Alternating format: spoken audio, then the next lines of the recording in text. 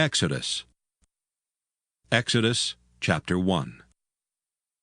Now these are the names of the children of Israel which came into Egypt. Every man in his household came with Jacob: Reuben, Simeon, Levi, and Judah; Issachar, Zebulun, and Benjamin; Dan and Naphtali, Gad and Asher. And all the souls that came out of the loins of Jacob were 70 souls, for Joseph was in Egypt already. And Joseph died, and all his brethren, and all that generation. And the children of Israel were fruitful, and increased abundantly, and multiplied, and waxed exceedingly mighty, and the land was filled with them. Now there arose up a new king over Egypt, which knew not Joseph. And he said unto his people, Behold, the people of the children of Israel are more and mightier than we. Come on, let us deal wisely with them, lest they multiply, and it come to pass that when there falleth out any war, they join also unto our enemies, and fight against us, and so get them up out of the land. Therefore they did set over them taskmasters to afflict them with their burdens. And they built for Pharaoh treasure cities, Pithom and Raamses. But the more they afflicted them, the more they multiplied and grew, and they were grieved because of the children of Israel. And the Egyptians made the children of Israel to serve with rigor. And they made their lives bitter with hard bondage, in mortar and in brick, and in all manner of service in the field. All their service wherein they made them serve was with rigor. And the king of Egypt spake to the Hebrew midwives, of which the name of the one was Shiphrah, and the name of the other Puah. And he said, When ye do the office of a midwife to the Hebrew women, and see them upon the stools, if it be a son, then ye shall kill him. But if it be a daughter, then she shall live. But the midwives feared God, and did not as the king of Egypt commanded them, but saved the men children alive. And the king of Egypt called for the midwives, and said unto them, Why have ye done this thing, and have saved the men children alive? And the midwives said unto Pharaoh, Because the Hebrew women are not as the Egyptian women, for they are lively, and are delivered ere the midwives come in unto them. Therefore God dealt well with the midwives, and the people multiplied and waxed very mighty. And it came to pass, because the midwives feared God, that he made them houses. And Pharaoh charged all his people, saying, Every son that is born ye shall cast into the river, and every daughter ye shall save alive. Exodus chapter 2. And there went a man of the house of Levi, and took to wife a daughter of Levi. And the woman conceived and bare a son, and when she saw him that he was a goodly child, she hid him 3 months. And when she could not longer hide him, she took for him an ark of bulrushes, and daubed it with slime and with pitch, and put the child therein. And she laid it in the flags by the river's brink. And his sister stood afar off to wit what would be done to him. And the daughter of Pharaoh came down to wash herself at the river, and her maidens walked along by the river's side. And when she saw the ark among the flags, she sent her maid to fetch it. And when she had opened it, she saw the child, and behold, the babe wept. And she had compassion on him, and said, This is one of the Hebrews' children. Then said his sister to Pharaoh's daughter, Shall I go and call to thee a nurse of the Hebrew women, that she may nurse the child for thee? And Pharaoh's daughter said to her, Go. And the maid went and called the child's mother. And Pharaoh's daughter said unto her, Take this child away and nurse it for me, and I will give thee thy wages. And the woman took the child and nursed it. And the child grew, and she brought him unto Pharaoh's daughter, and he became her son. And she called his name Moses. And she said, Because I drew him out of the water. And it came to pass in those days when Moses was grown, that he went out unto his brethren, and looked on their burdens. And he spied an Egyptian smiting an Hebrew, one of his brethren. And he looked this way and that way, and when he saw that there was no man, he slew the Egyptian, and hid him in the sand. And when he went out the second day, behold, 2 men of the Hebrews strove together. And he said to him that did the wrong, Wherefore smitest thou thy fellow? And he said, Who made thee a prince and a judge over us? Intendest thou to kill me, as thou killedst the Egyptian? And Moses feared, and said, Surely this thing is known. Now when Pharaoh heard this thing, he sought to slay Moses. But Moses fled from the face of Pharaoh and dwelt in the land of Midian, and he sat down by a well. Now the priest of Midian had 7 daughters, and they came and drew water and filled the troughs to water their father's flock. And the shepherds came and drove them away, but Moses stood up and helped them and watered their flock. And when they came to Reuel their father, he said, How is it that ye are come so soon today? And they said, An Egyptian delivered us out of the hand of the shepherds, and also drew water enough for us and watered the flock. And he said unto his daughters, And where is he? Why is it that ye have left the man? Call him, that he may eat bread. And Moses was content to dwell with the man. And he gave Moses Zipporah his daughter. And she bare him a son, and he called his name Gershom. For he said, I have been a stranger in a strange land. And it came to pass in process of time that the king of Egypt died. And the children of Israel sighed by reason of the bondage, and they cried, and their cry came up unto God by reason of the bondage. And God heard their groaning, and God remembered his covenant with Abraham, with Isaac, and with Jacob. And God looked upon the children of Israel, and God had respect unto them. Exodus chapter 3. Now Moses kept the flock of Jethro his father-in-law, the priest of Midian, and he led the flock to the backside of the desert, and came to the mountain of God, even to Horeb. And the angel of the Lord appeared unto him in a flame of fire out of the midst of a bush. And he looked, and behold, the bush burned with fire, and the bush was not consumed. And Moses said, I will now turn aside and see this great sight, why the bush is not burnt. And when the Lord saw that he turned aside to see, God called unto him out of the midst of the bush, and said, Moses, Moses. And he said, Here am I. And he said, Draw not nigh hither. Put off thy shoes from off thy feet, for the place whereon thou standest is holy ground. Moreover he said, I am the God of thy father, the God of Abraham, the God of Isaac, and the God of Jacob. And Moses hid his face, for he was afraid to look upon God. And the Lord said, I have surely seen the affliction of my people which are in Egypt, and have heard their cry by reason of their taskmasters, for I know their sorrows. And I am come down to deliver them out of the hand of the Egyptians, and to bring them up out of that land unto a good land and a large, unto a land flowing with milk and honey, unto the place of the Canaanites, and the Hittites, and the Amorites, and the Perizzites, and the Hivites, and the Jebusites. Now therefore, behold, the cry of the children of Israel is come unto me, and I have also seen the oppression wherewith the Egyptians oppress them. Come now therefore, and I will send thee unto Pharaoh, that thou mayest bring forth my people, the children of Israel, out of Egypt. And Moses said unto God, Who am I, that I should go unto Pharaoh, and that I should bring forth the children of Israel out of Egypt? And he said, Certainly I will be with thee, and this shall be a token unto thee that I have sent thee. When thou hast brought forth the people out of Egypt, ye shall serve God upon this mountain. And Moses said unto God, Behold, when I come unto the children of Israel, and shall say unto them, The God of your fathers hath sent me unto you, and they shall say to me, What is his name? What shall I say unto them? And God said unto Moses, I am that I am. And he said, Thus shalt thou say unto the children of Israel, I am hath sent me unto you.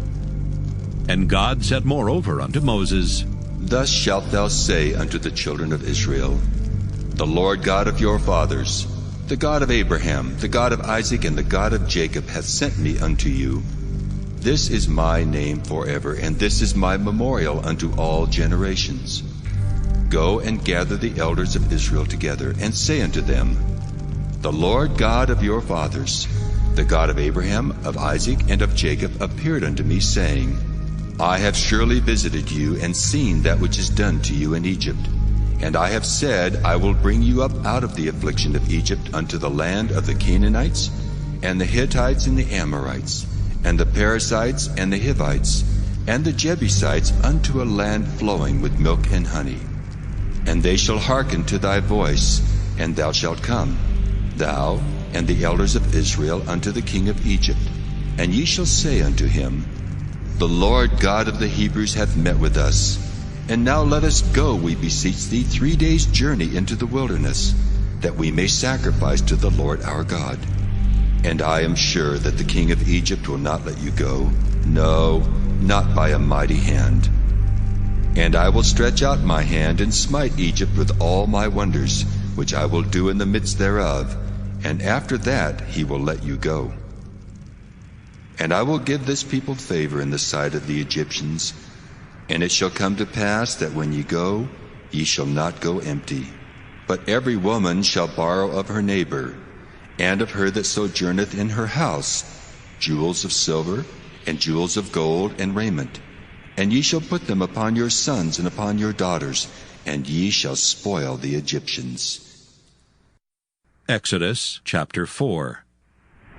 And Moses answered and said, But behold, they will not believe me, nor hearken unto my voice, for they will say, The Lord hath not appeared unto thee. And the Lord said unto him, What is that in thine hand? And he said, A rod. And he said, Cast it on the ground. And he cast it on the ground, and it became a serpent, and Moses fled from before it. And the Lord said unto Moses, Put forth thine hand, and take it by the tail. And he put forth his hand, and caught it, and it became a rod in his hand, that they may believe that the Lord God of their fathers, the God of Abraham, the God of Isaac, and the God of Jacob hath appeared unto thee. And the Lord said furthermore unto him, Put now thine hand into thy bosom. And he put his hand into his bosom, and when he took it out, behold, his hand was leprous as snow. And he said, Put thine hand into thy bosom again. And he put his hand into his bosom again, and plucked it out of his bosom, and behold, it was turned again as his other flesh. And it shall come to pass, if they will not believe thee, neither hearken to the voice of the first sign, that they will believe the voice of the latter sign. And it shall come to pass, if they will not believe also these 2 signs, neither hearken unto thy voice, that thou shalt take of the water of the river, and pour it upon the dry land. And the water which thou takest out of the river shall become blood upon the dry land. And Moses said unto the Lord, O my Lord, I am not eloquent, neither heretofore nor since thou hast spoken unto thy servant, but I am slow of speech, and of a slow tongue. And the Lord said unto him, Who hath made man's mouth? Or who maketh the dumb, or deaf, or the seeing, or the blind? Have not I the Lord? Now therefore go, and I will be with thy mouth, and teach thee what thou shalt say. And he said, O my Lord, send, I pray thee, by the hand of him whom thou wilt send. And the anger of the Lord was kindled against Moses, and he said, Is not Aaron the Levite thy brother? I know that he can speak well. And also, behold, he cometh forth to meet thee. And when he seeth thee, he will be glad in his heart. And thou shalt speak unto him, and put words in his mouth. And I will be with thy mouth, and with his mouth, and will teach you what ye shall do. And he shall be thy spokesman unto the people. And he shall be, even he shall be to thee instead of a mouth, and thou shalt be to him instead of God. And thou shalt take this rod in thine hand, wherewith thou shalt do signs. And Moses went and returned to Jethro his father-in-law, and said unto him, Let me go, I pray thee, and return unto my brethren which are in Egypt, and see whether they be yet alive. And Jethro said to Moses, Go in peace. And the Lord said unto Moses in Midian, Go, return into Egypt, for all the men are dead which sought thy life. And Moses took his wife and his sons, and set them upon an ass, and he returned to the land of Egypt. And Moses took the rod of God in his hand. And the Lord said unto Moses, When thou goest to return into Egypt, see that thou do all those wonders before Pharaoh which I put in thine hand. But I will harden his heart, that he shall not let the people go. And thou shalt say unto Pharaoh, Thus saith the Lord, Israel is my son, even my firstborn. And I say unto thee, Let my son go, that he may serve me. And if thou refuse to let him go, behold, I will slay thy son, even thy firstborn. And it came to pass by the way in the inn that the Lord met him, and sought to kill him. Then Zipporah took a sharp stone, and cut off the foreskin of her son, and cast it at his feet, and said, Surely a bloody husband art thou to me. So he let him go. Then she said, A bloody husband thou art, because of the circumcision. And the Lord said to Aaron, Go into the wilderness to meet Moses. And he went and met him in the mount of God, and kissed him. And Moses told Aaron all the words of the Lord who had sent him, and all the signs which he had commanded him. And Moses and Aaron went and gathered together all the elders of the children of Israel. And Aaron spake all the words which the Lord had spoken unto Moses, and did the signs in the sight of the people. And the people believed. And when they heard that the Lord had visited the children of Israel, and that he had looked upon their affliction, then they bowed their heads and worshipped. Exodus chapter 5. And afterward Moses and Aaron went in and told Pharaoh, Thus saith the Lord God of Israel, Let my people go, that they may hold a feast unto me in the wilderness. And Pharaoh said, Who is the Lord, that I should obey his voice to let Israel go?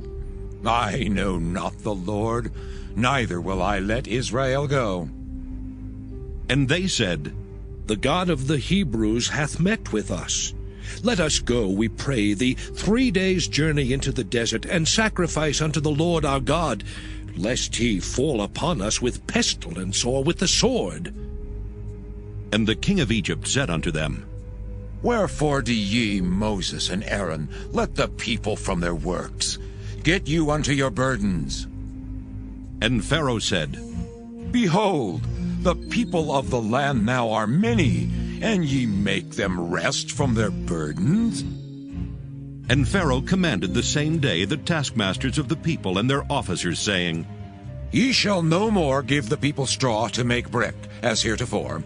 Let them go and gather straw for themselves. And the tale of the bricks which they did make heretofore, ye shall lay upon them. Ye shall not diminish aught thereof. For they be idle. Therefore they cry, saying, Let us go and sacrifice to our God. Let their more work be laid upon the men, that they may labor therein, and let them not regard vain words. And the taskmasters of the people went out, and their officers, and they spake to the people, saying, Thus saith Pharaoh, I will not give you straw. Go ye, get you straw where ye can find it, yet not aught of your work shall be diminished. So the people were scattered abroad throughout all the land of Egypt to gather stubble instead of straw. And the taskmasters hasted them, saying, Fulfill your works, your daily tasks, as when there was straw. And the officers of the children of Israel, which Pharaoh's taskmasters had set over them, were beaten and demanded, Wherefore have ye not fulfilled your task in making brick both yesterday and today as heretofore? Then the officers of the children of Israel came and cried unto Pharaoh, saying, Wherefore dealest thou thus with thy servants? There is no straw given unto thy servants, and they say to us, Make brick, and behold, thy servants are beaten. But the fault is in thine own people. But he said, Ye are idle, therefore ye say, Let us go and do sacrifice to the Lord. Go therefore now and work, for there shall no straw be given you, yet shall ye deliver the tale of bricks. And the officers of the children of Israel did see that they were in evil case, after it was said, Ye shall not minish aught from your bricks of your daily task. And they met Moses and Aaron, who stood in the way as they came forth from Pharaoh. And they said unto them, The Lord look upon you and judge, because ye have made our Savior to be abhorred in the eyes of Pharaoh, and in the eyes of his servants, to put a sword in their hand to slay us. And Moses returned unto the Lord, and said, Lord, wherefore hast thou so evil entreated this people? Why is it that thou hast sent me? For since I came to Pharaoh to speak in thy name, he hath done evil to this people. Neither hast thou delivered thy people at all. Exodus chapter 6. Then the Lord said unto Moses, Now shalt thou see what I will do to Pharaoh. For with a strong hand shall he let them go, and with a strong hand shall he drive them out of his land. And God spake unto Moses, and said unto him, I am the Lord, and I appeared unto Abraham, unto Isaac, and unto Jacob by the name of God Almighty. But by my name Jehovah was I not known to them. And I have also established my covenant with them, to give them the land of Canaan, the land of their pilgrimage wherein they were strangers.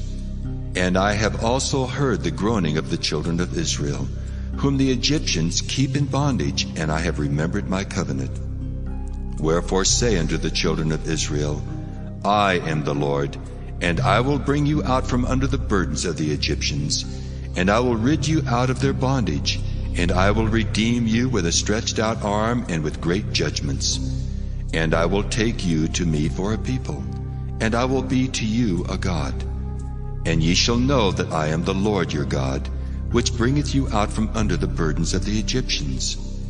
And I will bring you in unto the land, concerning the which I did swear to give it to Abraham, to Isaac, and to Jacob. And I will give it you for an heritage. I am the Lord. And Moses spake so unto the children of Israel. But they hearkened not unto Moses for anguish of spirit and for cruel bondage. And the Lord spake unto Moses, saying, Go in, speak unto Pharaoh king of Egypt, that he let the children of Israel go out of his land. And Moses spake before the Lord, saying, Behold, the children of Israel have not hearkened unto me. How then shall Pharaoh hear me, who am of uncircumcised lips? And the Lord spake unto Moses and unto Aaron, and gave them a charge unto the children of Israel, and unto Pharaoh king of Egypt, to bring the children of Israel out of the land of Egypt. These be the heads of their fathers' houses. The sons of Reuben, the firstborn of Israel, Hanok and Palu, Hezron and Carmi. These be the families of Reuben. And the sons of Simeon, Jemuel and Jamin, and Ohad and Jachin, and Zohar and Shaul, the son of a Canaanitish woman. These are the families of Simeon. And these are the names of the sons of Levi according to their generations, Gershon and Kohath and Merari. And the years of the life of Levi were 137 years. The sons of Gershon, Libni and Shimei according to their families. And the sons of Kohath, Amram and Izhar and Hebron and Uzziel. And the years of the life of Kohath were 133 years. And the sons of Merari, Mahali and Mushi. These are the families of Levi according to their generations. And Amram took him Jochebed, his father's sister, to wife, and she bare him Aaron and Moses. And the years of the life of Amram were 137 years.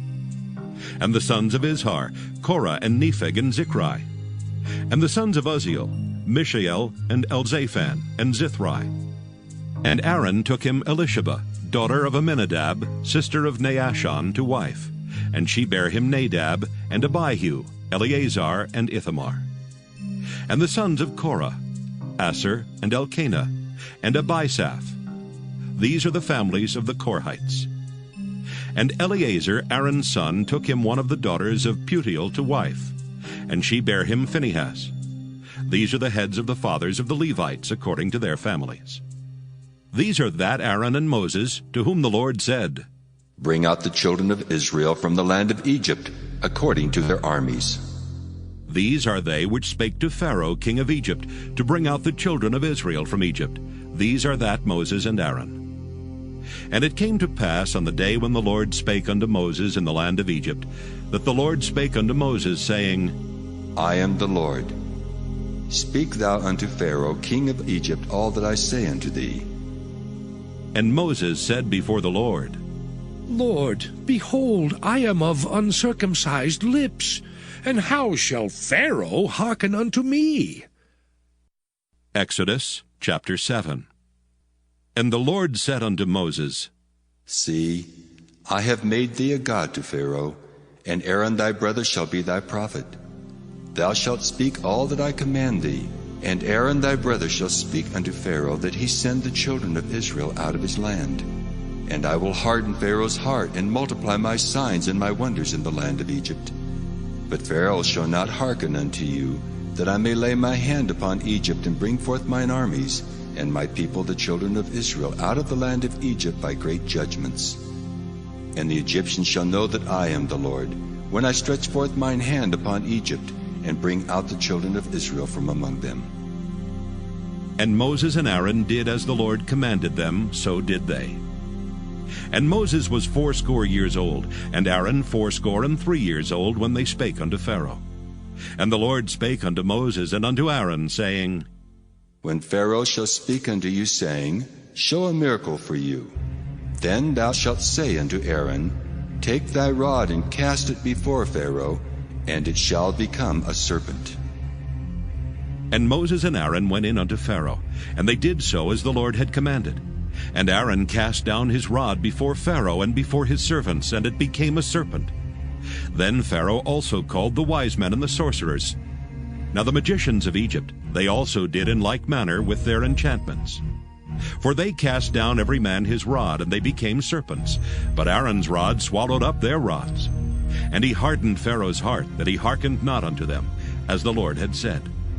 And the Lord said unto Moses, Pharaoh's heart is hardened, he refuseth to let the people go. Get thee unto Pharaoh in the morning. Lo, he goeth out unto the water, and thou shalt stand by the river's brink against he come. And the rod which was turned to a serpent shalt thou take in thine hand, and thou shalt say unto him, The Lord God of the Hebrews hath sent me unto thee, saying, Let my people go, that they may serve me in the wilderness. And behold, hitherto thou wouldst not hear. Thus saith the Lord, In this thou shalt know that I am the Lord. Behold, I will smite with the rod that is in mine hand upon the waters which are in the river, and they shall be turned to blood. And the fish that is in the river shall die, and the river shall stink, and the Egyptians shall loathe to drink of the water of the river. And the Lord spake unto Moses, Say unto Aaron, Take thy rod and stretch out thine hand upon the waters of Egypt, upon their streams, upon their rivers, and upon their ponds, and upon all their pools of water, that they may become blood, and that there may be blood throughout all the land of Egypt, both in vessels of wood and in vessels of stone. And Moses and Aaron did so as the Lord commanded. And he lifted up the rod, and smote the waters that were in the river, in the sight of Pharaoh, and in the sight of his servants. And all the waters that were in the river were turned to blood. And the fish that was in the river died, and the river stank, and the Egyptians could not drink of the water of the river. And there was blood throughout all the land of Egypt. And the magicians of Egypt did so with their enchantments, and Pharaoh's heart was hardened, neither did he hearken unto them as the Lord had said. And Pharaoh turned and went into his house, neither did he set his heart to this also. And all the Egyptians digged round about the river for water to drink, for they could not drink of the water of the river. And 7 days were fulfilled after that the Lord had smitten the river. Exodus chapter 8. And the Lord spake unto Moses, Go unto Pharaoh, and say unto him, Thus saith the Lord, Let my people go, that they may serve me. And if thou refuse to let them go, behold, I will smite all thy borders with frogs. And the river shall bring forth frogs abundantly, which shall go up and come into thine house, and into thy bedchamber, and upon thy bed. and into the house of thy servants, and upon thy people, and into thine ovens, and into thy kneading troughs. And the frogs shall come up both on thee, and upon thy people, and upon all thy servants. And the Lord spake unto Moses, Say unto Aaron, Stretch forth thine hand with thy rod over the streams, over the rivers and over the ponds, and cause frogs to come up upon the land of Egypt. And Aaron stretched out his hand over the waters of Egypt, and the frogs came up and covered the land of Egypt. And the magicians did so with their enchantments, and brought up frogs upon the land of Egypt. Then Pharaoh called for Moses and Aaron, and said, Entreat the Lord that he may take away the frogs from me and from my people, and I will let the people go, that they may do sacrifice unto the Lord. And Moses said unto Pharaoh, Glory over me.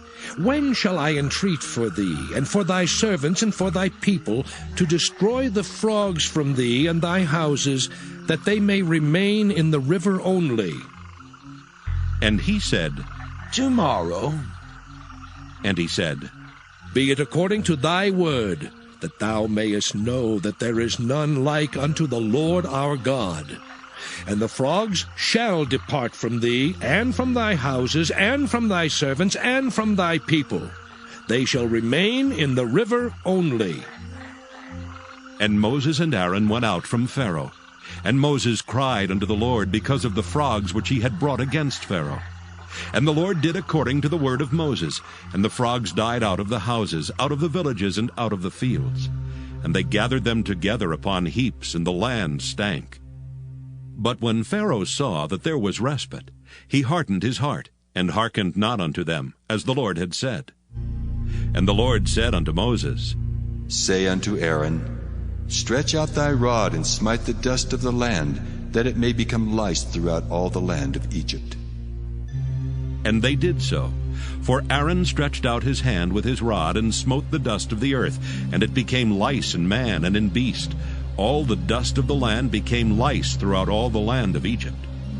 And the magicians did so with their enchantments to bring forth lice, but they could not. So there were lice upon man and upon beast. Then the magician said unto Pharaoh, This is the finger of God. And Pharaoh's heart was hardened, and he hearkened not unto them, as the Lord had said. And the Lord said unto Moses, Rise up early in the morning, and stand before Pharaoh. Lo, he cometh forth to the water, and say unto him, Thus saith the Lord, Let my people go, that they may serve me. Else, if thou wilt not let my people go, behold, I will send swarms of flies upon thee, and upon thy servants, and upon thy people, and into thy houses. And the houses of the Egyptians shall be full of swarms of flies, and also the ground whereon they are. And I will sever in that day the land of Goshen, in which my people dwell, that no swarms of flies shall be there. To the end thou mayest know that I am the Lord in the midst of the earth. And I will put a division between my people and thy people.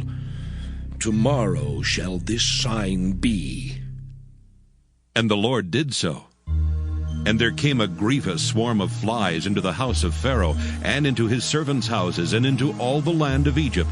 The land was corrupted by reason of the swarm of flies. And Pharaoh called for Moses and for Aaron, and said, Go ye, sacrifice to your God in the land. And Moses said, It is not meet so to do, for we shall sacrifice the abomination of the Egyptians to the Lord our God. Lo, shall we sacrifice the abomination of the Egyptians before their eyes, and will they not stone us? We will go 3 days' journey into the wilderness, and sacrifice to the Lord our God, as he shall command us. And Pharaoh said, I will let you go, that ye may sacrifice to the Lord your God in the wilderness. Only ye shall not go very far away. Entreat for me. And Moses said, Behold, I go out from thee, and I will entreat the Lord that the swarms of flies may depart from Pharaoh, from his servants, and from his people tomorrow. But let not Pharaoh deal deceitfully any more in not letting the people go to sacrifice to the Lord. And Moses went out from Pharaoh and entreated the Lord. And the Lord did according to the word of Moses, and he removed the swarms of flies from Pharaoh, from his servants, and from his people. There remained not one. And Pharaoh hardened his heart at this time also, neither would he let the people go. Exodus chapter 9. Then the Lord said unto Moses, Go in unto Pharaoh, and tell him, Thus saith the Lord God of the Hebrews, Let my people go, that they may serve me. For if thou refuse to let them go, and wilt hold them still, behold, the hand of the Lord is upon thy cattle which is in the field, upon the horses, upon the asses, upon the camels, upon the oxen, and upon the sheep. There shall be a very grievous murrain. And the Lord shall sever between the cattle of Israel and the cattle of Egypt, and there shall nothing die of all that is the children's of Israel. And the Lord appointed a set time, saying, Tomorrow the Lord shall do this thing in the land. And the Lord did that thing on the morrow, and all the cattle of Egypt died. But of the cattle of the children of Israel died not one. And Pharaoh sent, and behold, there was not one of the cattle of the Israelites dead. And the heart of Pharaoh was hardened, and he did not let the people go. And the Lord said unto Moses and unto Aaron, Take to you handfuls of ashes of the furnace, and let Moses sprinkle it toward the heaven in the sight of Pharaoh. And it shall become small dust in all the land of Egypt, and shall be a boil breaking forth with blains upon man and upon beast, throughout all the land of Egypt. And they took ashes of the furnace and stood before Pharaoh. And Moses sprinkled it up toward heaven, and it became a boil breaking forth with blains upon man and upon beast. And the magicians could not stand before Moses because of the boils, for the boil was upon the magicians and upon all the Egyptians. And the Lord hardened the heart of Pharaoh, and he hearkened not unto them, as the Lord had spoken unto Moses. And the Lord said unto Moses, Rise up early in the morning, and stand before Pharaoh, and say unto him, Thus saith the Lord God of the Hebrews, Let my people go, that they may serve me. For I will at this time send all my plagues upon thine heart, and upon thy servants, and upon thy people, that thou mayest know that there is none like me in all the earth. For now I will stretch out my hand, that I may smite thee and thy people with pestilence, and thou shalt be cut off from the earth. And in very deed for this cause have I raised thee up, for to show in thee my power, and that my name may be declared throughout all the earth. As yet exaltest thou thyself against my people, that thou wilt not let them go? Behold, tomorrow, about this time, I will cause it to rain a very grievous hail, such as hath not been in Egypt since the foundation thereof, even until now. Send therefore now, and gather thy cattle, and all that thou hast in the field. For upon every man and beast which shall be found in the field, and shall not be brought home, the hail shall come down upon them, and they shall die. He that feared the word of the Lord among the servants of Pharaoh made his servants and his cattle flee into the houses. And he that regarded not the word of the Lord left his servants and his cattle in the field. And the Lord said unto Moses, Stretch forth thine hand toward heaven, that there may be hail in all the land of Egypt, upon man and upon beast, and upon every herb of the field throughout the land of Egypt. And Moses stretched forth his rod toward heaven, and the Lord sent thunder and hail, and the fire ran along upon the ground. And the Lord rained hail upon the land of Egypt.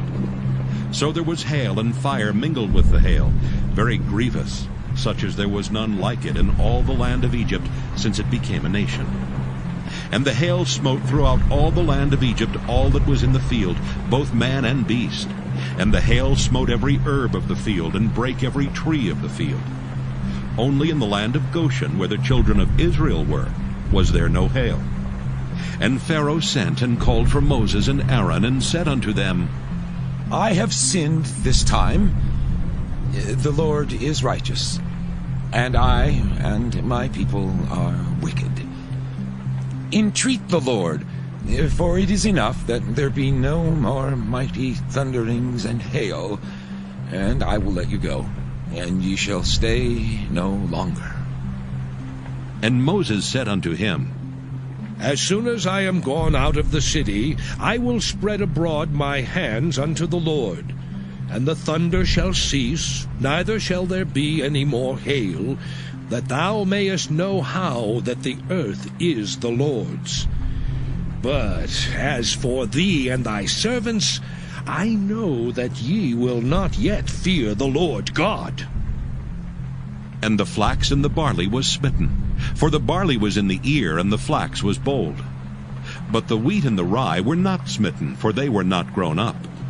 And Moses went out of the city from Pharaoh, and spread abroad his hands unto the Lord. And the thunders and hail ceased, and the rain was not poured upon the earth. And when Pharaoh saw that the rain and the hail and the thunders were ceased, he sinned yet more, and hardened his heart, he and his servants. And the heart of Pharaoh was hardened, neither would he let the children of Israel go, as the Lord had spoken by Moses. Exodus chapter 10. And the Lord said unto Moses, Go in unto Pharaoh, for I have hardened his heart and the heart of his servants, that I might show these my signs before him, and that thou mayest tell in the ears of thy son, and of thy son's son, what things I have wrought in Egypt, and my signs which I have done among them, that ye may know how that I am the Lord. And Moses and Aaron came in unto Pharaoh, and said unto him, Thus saith the Lord God of the Hebrews, How long wilt thou refuse to humble thyself before me? Let my people go, that they may serve me. Else, if thou refuse to let my people go, behold, tomorrow will I bring the locusts into thy coast, and they shall cover the face of the earth, that one cannot be able to see the earth. And they shall eat the residue of that which is escaped, which remaineth unto you from the hail, and shall eat every tree which groweth for you out of the field. And they shall fill thy houses, and the houses of all thy servants, and the houses of all the Egyptians, which neither thy fathers nor thy fathers' fathers have seen, since the day that they were upon the earth unto this day. And he turned himself and went out from Pharaoh. And Pharaoh's servants said unto him, How long shall this man be a snare to us? Let the men go, that they may serve the Lord their God. Knowest thou not yet that Egypt is destroyed? And Moses and Aaron were brought again unto Pharaoh, and he said unto them, Go, serve the Lord your God. But who are they that shall go? And Moses said, We will go with our young and with our old, with our sons and with our daughters, with our flocks and with our herds will we go, for we must hold a feast unto the Lord. And he said unto them, Let the Lord be so with you, as I will let you go. And your little ones, look to it, for evil is before you. Not so. Go now, ye that are men, and serve the Lord, for that ye did desire. And they were driven out from Pharaoh's presence. And the Lord said unto Moses, Stretch out thine hand over the land of Egypt, for the locusts, that they may come up upon the land of Egypt, and eat every herb of the land, even all that the hail hath left. And Moses stretched forth his rod over the land of Egypt, and the Lord brought an east wind upon the land all that day and all that night. And when it was morning, the east wind brought the locusts. And the locusts went up over all the land of Egypt, and rested in all the coasts of Egypt. Very grievous were they. Before them there were no such locusts as they, neither after them shall be such. For they covered the face of the whole earth, so that the land was darkened. And they did eat every herb of the land, and all the fruit of the trees which the hail had left. And there remained not any green thing in the trees, or in the herbs of the field, through all the land of Egypt. Then Pharaoh called for Moses and Aaron in haste, and he said, I have sinned against the Lord your God and against you. Now therefore forgive, I pray thee, my sin only this once, and entreat the Lord your God that he may take away from me this death only. And he went out from Pharaoh and entreated the Lord. And the Lord turned a mighty strong west wind, which took away the locusts and cast them into the Red Sea.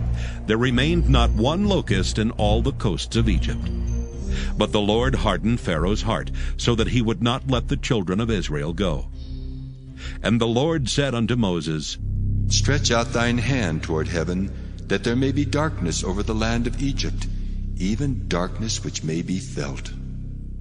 And Moses stretched forth his hand toward heaven, and there was a thick darkness in all the land of Egypt 3 days. They saw not one another, neither rose any from his place for 3 days. But all the children of Israel had light in their dwellings. And Pharaoh called unto Moses and said, Go ye, serve the Lord, only let your flocks and your herds be stayed. Let your little ones also go with you. And Moses said, Thou must give us also sacrifices and burnt offerings, that we may sacrifice unto the Lord our God. Our cattle also shall go with us. There shall not an hoof be left behind. For thereof must we take to serve the Lord our God. And we know not with what we must serve the Lord until we come thither. But the Lord hardened Pharaoh's heart, and he would not let them go. And Pharaoh said unto him, Get thee from me! Take heed to thyself, see my face no more, for in that day thou seest my face, thou shalt die. And Moses said, Thou hast spoken well. I will see thy face again no more. Exodus chapter 11. And the Lord said unto Moses, Yet will I bring one plague more upon Pharaoh and upon Egypt. Afterwards he will let you go hence. When he shall let you go, he shall surely thrust you out hence altogether. Speak now in the ears of the people, and let every man borrow of his neighbor, and every woman of her neighbor, jewels of silver and jewels of gold. And the Lord gave the people favor in the sight of the Egyptians. Moreover, the man Moses was very great in the land of Egypt, in the sight of Pharaoh's servants, and in the sight of the people. And Moses said, Thus saith the Lord, About midnight will I go out into the midst of Egypt, and all the firstborn in the land of Egypt shall die, from the firstborn of Pharaoh that sitteth upon his throne, even unto the firstborn of the maidservant that is behind the mill, and all the firstborn of beasts. And there shall be a great cry throughout all the land of Egypt, such as there was none like it, nor shall be like it any more.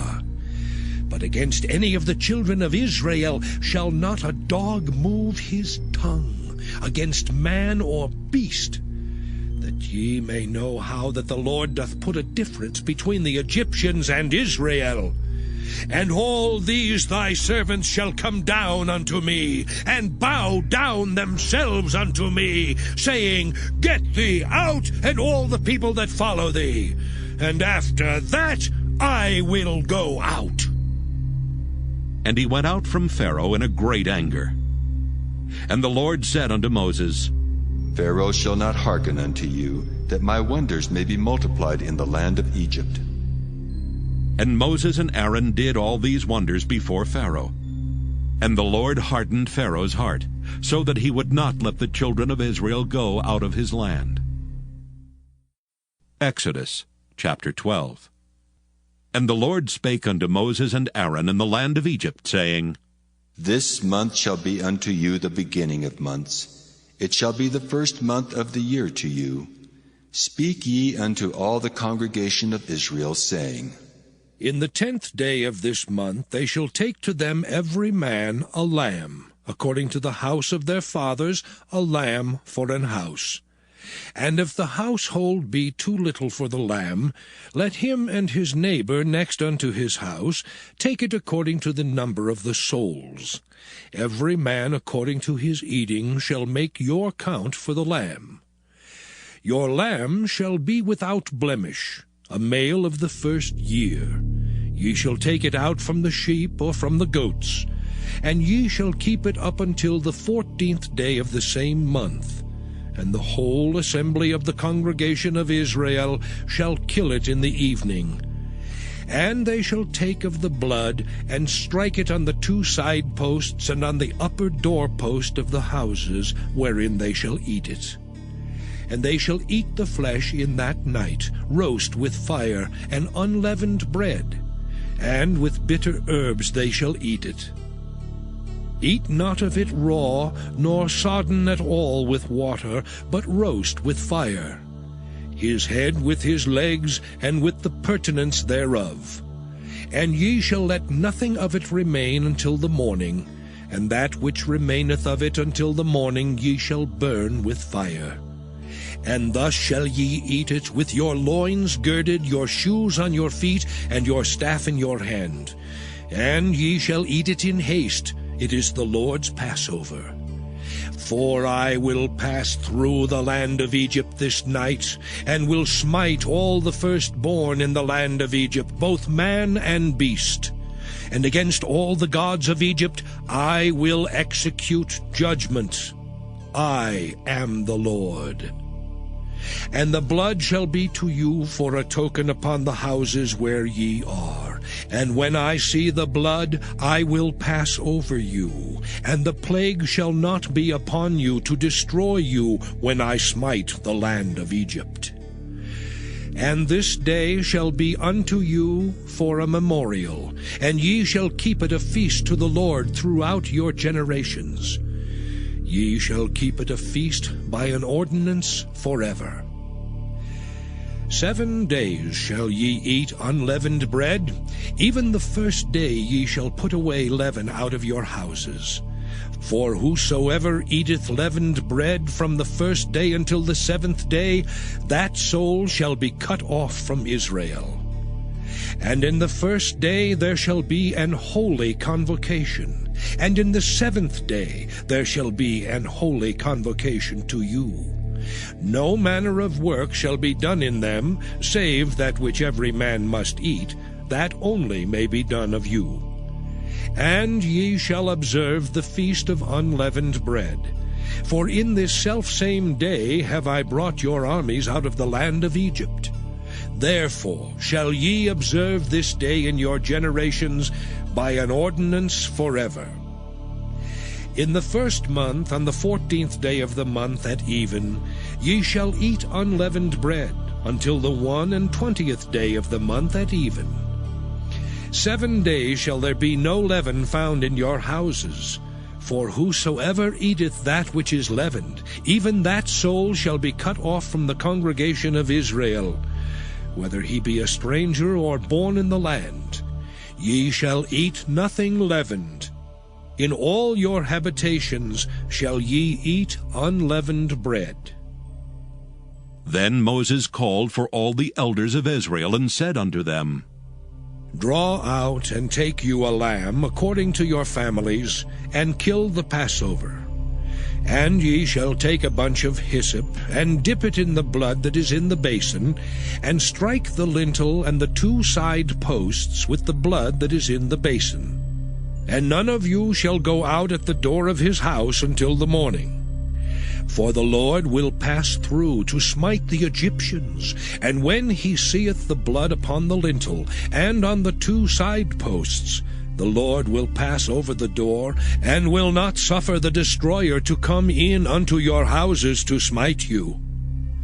And ye shall observe this thing for an ordinance to thee and to thy sons forever.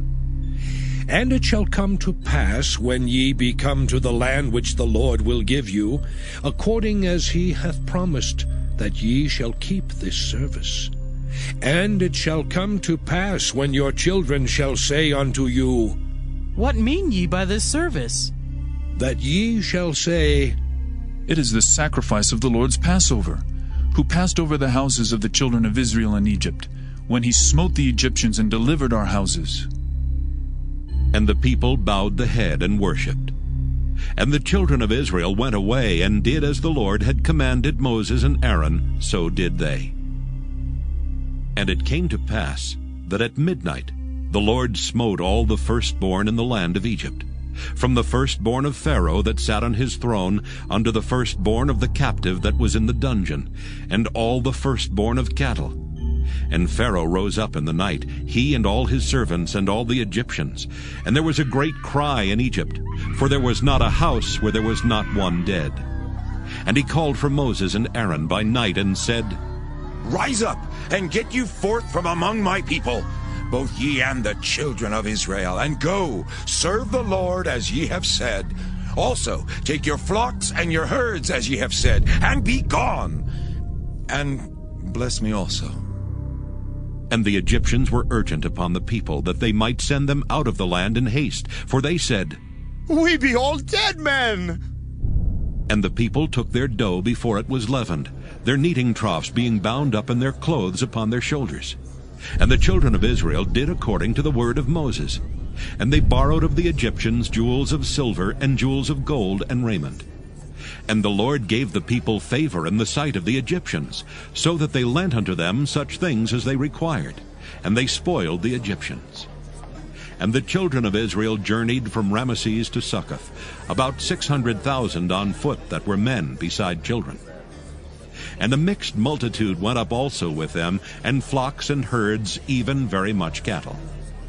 And they baked unleavened cakes of the dough which they brought forth out of Egypt, for it was not leavened, because they were thrust out of Egypt and could not tarry, neither had they prepared for themselves any victual. Now the sojourning of the children of Israel who dwelt in Egypt was 430 years. And it came to pass at the end of the 430 years, even the selfsame day it came to pass, that all the hosts of the Lord went out from the land of Egypt. It is a night to be much observed unto the Lord for bringing them out from the land of Egypt. This is that night of the Lord to be observed of all the children of Israel in their generations. And the Lord said unto Moses and Aaron, This is the ordinance of the Passover. There shall no stranger eat thereof, but every man's servant that is bought for money, when thou hast circumcised him, then shall he eat thereof. A foreigner and an hired servant shall not eat thereof. In one house shall it be eaten. Thou shalt not carry forth aught of the flesh abroad out of the house, neither shall ye break a bone thereof. All the congregation of Israel shall keep it. And when a stranger shall sojourn with thee, and will keep the Passover to the Lord, let all his males be circumcised, and then let him come near and keep it. And he shall be as one that is born in the land, for no uncircumcised person shall eat thereof. One law shall be to him that is homeborn, and unto the stranger that sojourneth among you. Thus did all the children of Israel. As the Lord commanded Moses and Aaron, so did they. And it came to pass the selfsame day that the Lord did bring the children of Israel out of the land of Egypt by their armies. Exodus chapter 13. And the Lord spake unto Moses, saying, Sanctify unto me all the firstborn, whatsoever openeth the womb among the children of Israel, both of man and of beast, it is mine. And Moses said unto the people, Remember this day in which ye came out from Egypt, out of the house of bondage. For by strength of hand the Lord brought you out from this place. There shall no leavened bread be eaten. This day came ye out in the month Abib.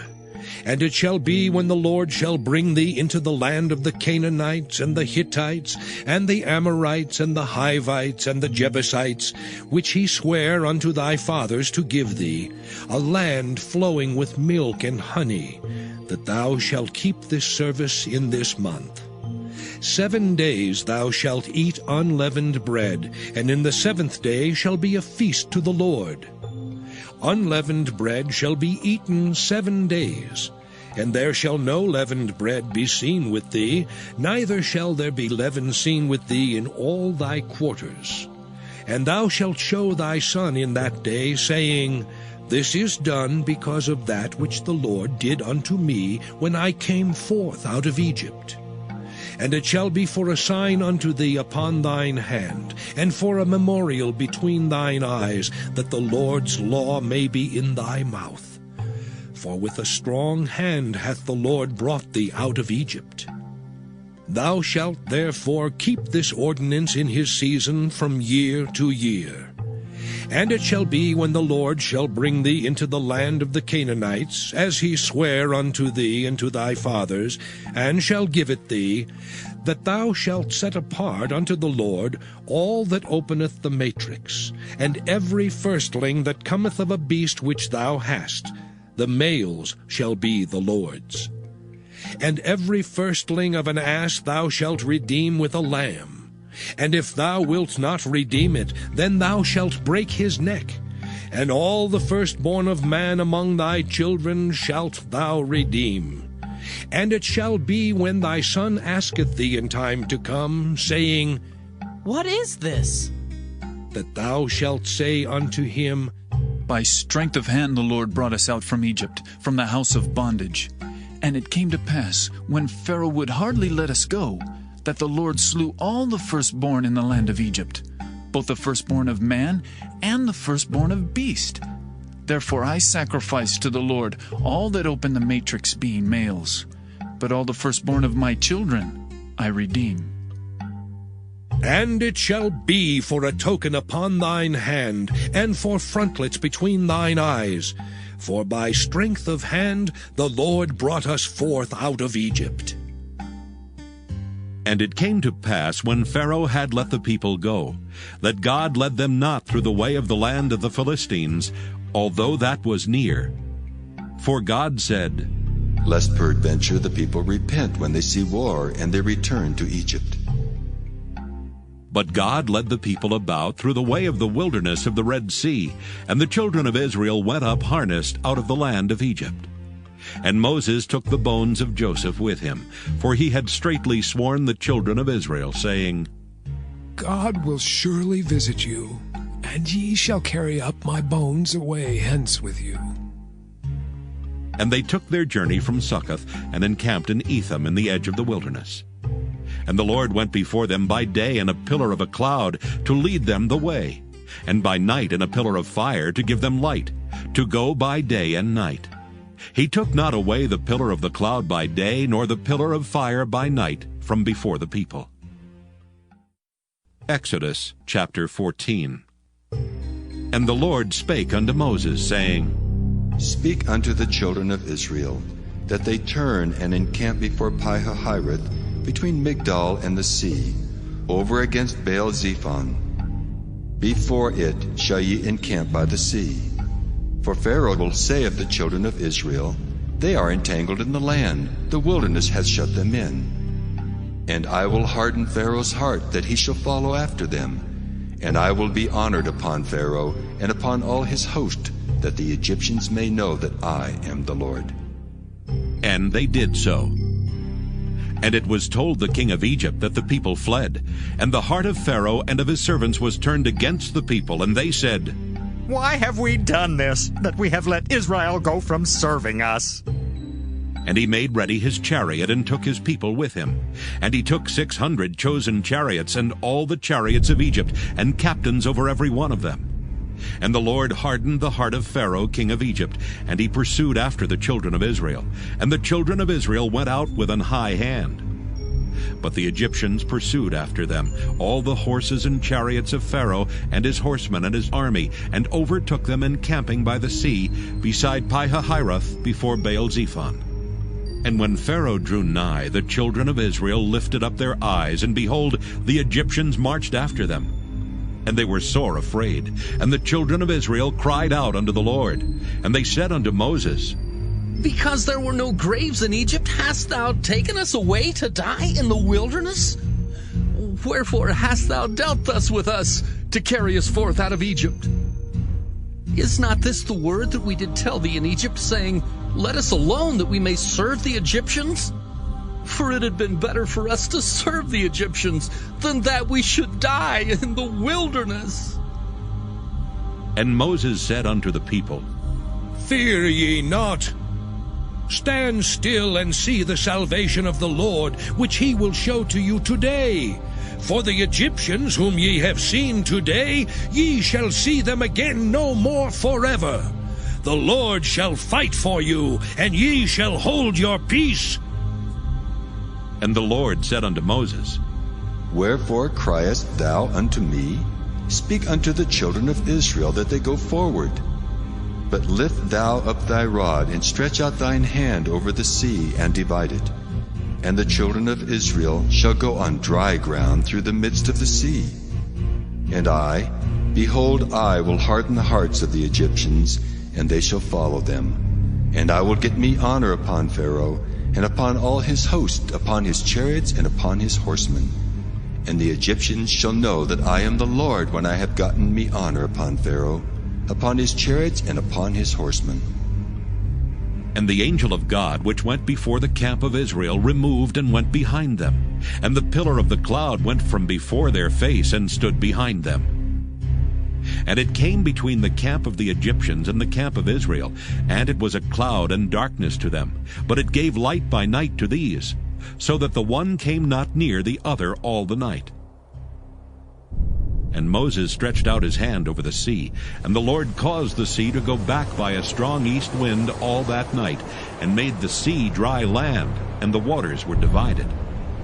And the children of Israel went into the midst of the sea upon the dry ground, and the waters were a wall unto them on their right hand and on their left.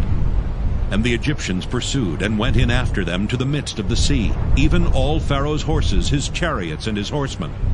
And it came to pass that in the morning watch the Lord looked unto the host of the Egyptians through the pillar of fire and of the cloud, and troubled the host of the Egyptians, and took off their chariot wheels, that they drave them heavily. So that the Egyptians said, Let us flee from the face of Israel. For the Lord fighteth for them against the Egyptians. And the Lord said unto Moses, Stretch out thine hand over the sea, that the waters may come again upon the Egyptians, upon their chariots, and upon their horsemen. And Moses stretched forth his hand over the sea, and the sea returned to his strength when the morning appeared. And the Egyptians fled against it, and the Lord overthrew the Egyptians in the midst of the sea. And the waters returned and covered the chariots and the horsemen, and all the host of Pharaoh that came into the sea after them. There remained not so much as one of them. But the children of Israel walked upon dry land in the midst of the sea, and the waters were a wall unto them on their right hand and on their left. Thus the Lord saved Israel that day out of the hand of the Egyptians, and Israel saw the Egyptians dead upon the seashore. And Israel saw that great work which the Lord did upon the Egyptians, and the people feared the Lord, and believed the Lord and his servant Moses. Exodus chapter 15. Then sang Moses and the children of Israel this song unto the Lord, and spake, saying, I will sing unto the Lord, for he hath triumphed gloriously. The horse and his rider hath he thrown into the sea. The Lord is my strength and song, and he is become my salvation. He is my God, and I will prepare him an habitation, my father's God, and I will exalt him. The Lord is a man of war, the Lord is his name. Pharaoh's chariots and his host hath he cast into the sea. His chosen captains also are drowned in the Red Sea. The depths have covered them, they sank into the bottom as a stone. Thy right hand, O Lord, is become glorious in power. Thy right hand, O Lord, hath dashed in pieces the enemy. And in the greatness of thine excellency thou hast overthrown them that rose up against thee. Thou sentest forth thy wrath, which consumed them as stubble. And with a blast of thy nostrils the waters were gathered together. The flood stood upright as an heap, and the depths were congealed in the heart of the sea. The enemy said, I will pursue, I will overtake, I will divide the spoil. My lust shall be satisfied upon them. I will draw my sword, my hand shall destroy them. Thou didst blow with thy wind, the sea covered them, they sank as lead in the mighty waters. Who is like unto thee, O Lord, among the gods? Who is like thee, glorious in holiness, fearful in praises, doing wonders? Thou stretchest out thy right hand, the earth swallowed them. Thou in thy mercy hast led forth the people which thou hast redeemed. Thou hast guided them in thy strength unto thy holy habitation. The people shall hear and be afraid. Sorrow shall take hold on the inhabitants of Palestina. Then the dukes of Edom shall be amazed. The mighty men of Moab, trembling, shall take hold upon them. All the inhabitants of Canaan shall melt away.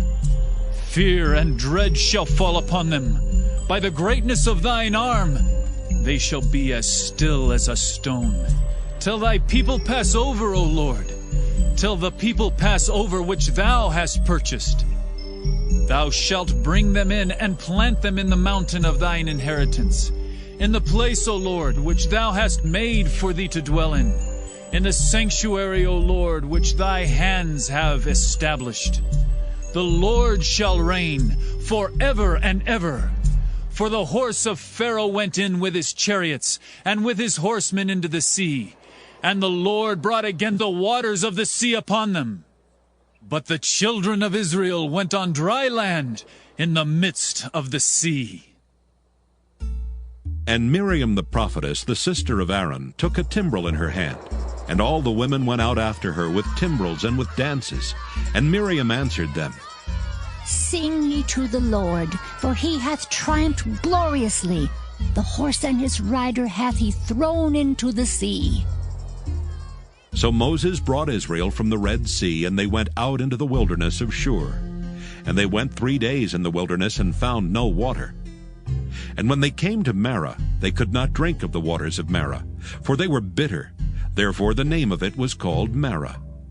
And the people murmured against Moses, saying, What shall we drink? And he cried unto the Lord, and the Lord showed him a tree, which when he had cast into the waters were made sweet. There he made for them a statute and an ordinance, and there he proved them, and said, If thou wilt diligently hearken to the voice of the Lord thy God, and wilt do that which is right in his sight, and wilt give ear to his commandments, and keep all his statutes, I will put none of these diseases upon thee, which I have brought upon the Egyptians. For I am the Lord that healeth thee. And they came to Elim, where were 12 wells of water, and 70 palm trees, and they encamped there by the waters. Exodus chapter 16. And they took their journey from Elim, and all the congregation of the children of Israel came unto the wilderness of Sin, which is between Elim and Sinai, on the 15th day of the 2nd month after their departing out of the land of Egypt.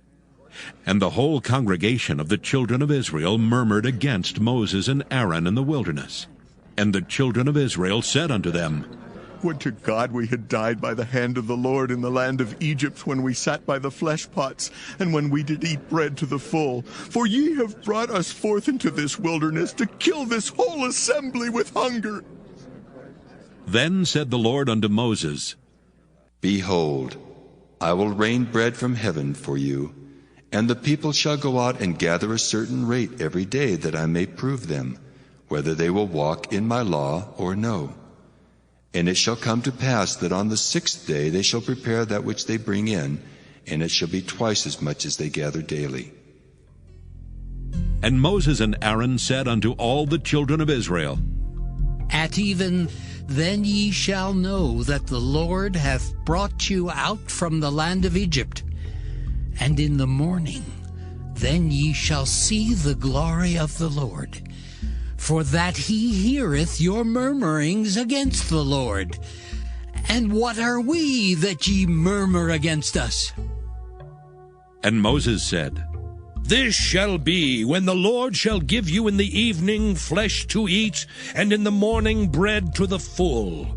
For that the Lord heareth your murmurings which ye murmur against him. And what are we? Your murmurings are not against us, but against the Lord. And Moses spake unto Aaron, Say unto all the congregation of the children of Israel, Come near before the Lord, for he hath heard your murmurings. And it came to pass, as Aaron spake unto the whole congregation of the children of Israel, that they looked toward the wilderness, and behold, the glory of the Lord appeared in the cloud. And the Lord spake unto Moses, saying, I have heard the murmurings of the children of Israel. Speak unto them, saying, At even ye shall eat flesh, and in the morning ye shall be filled with bread, and ye shall know that I am the Lord your God. And it came to pass that at even the quails came up and covered the camp, and in the morning the dew lay round about the host. And when the dew that lay was gone up, behold, upon the face of the wilderness there lay a small round thing, as small as the hoarfrost on the ground. And when the children of Israel saw it, they said one to another, It is manna.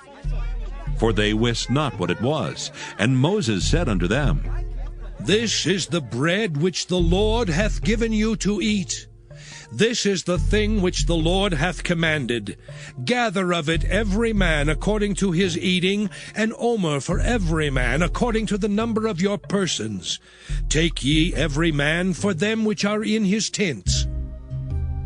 And the children of Israel did so, and gathered, some more, some less.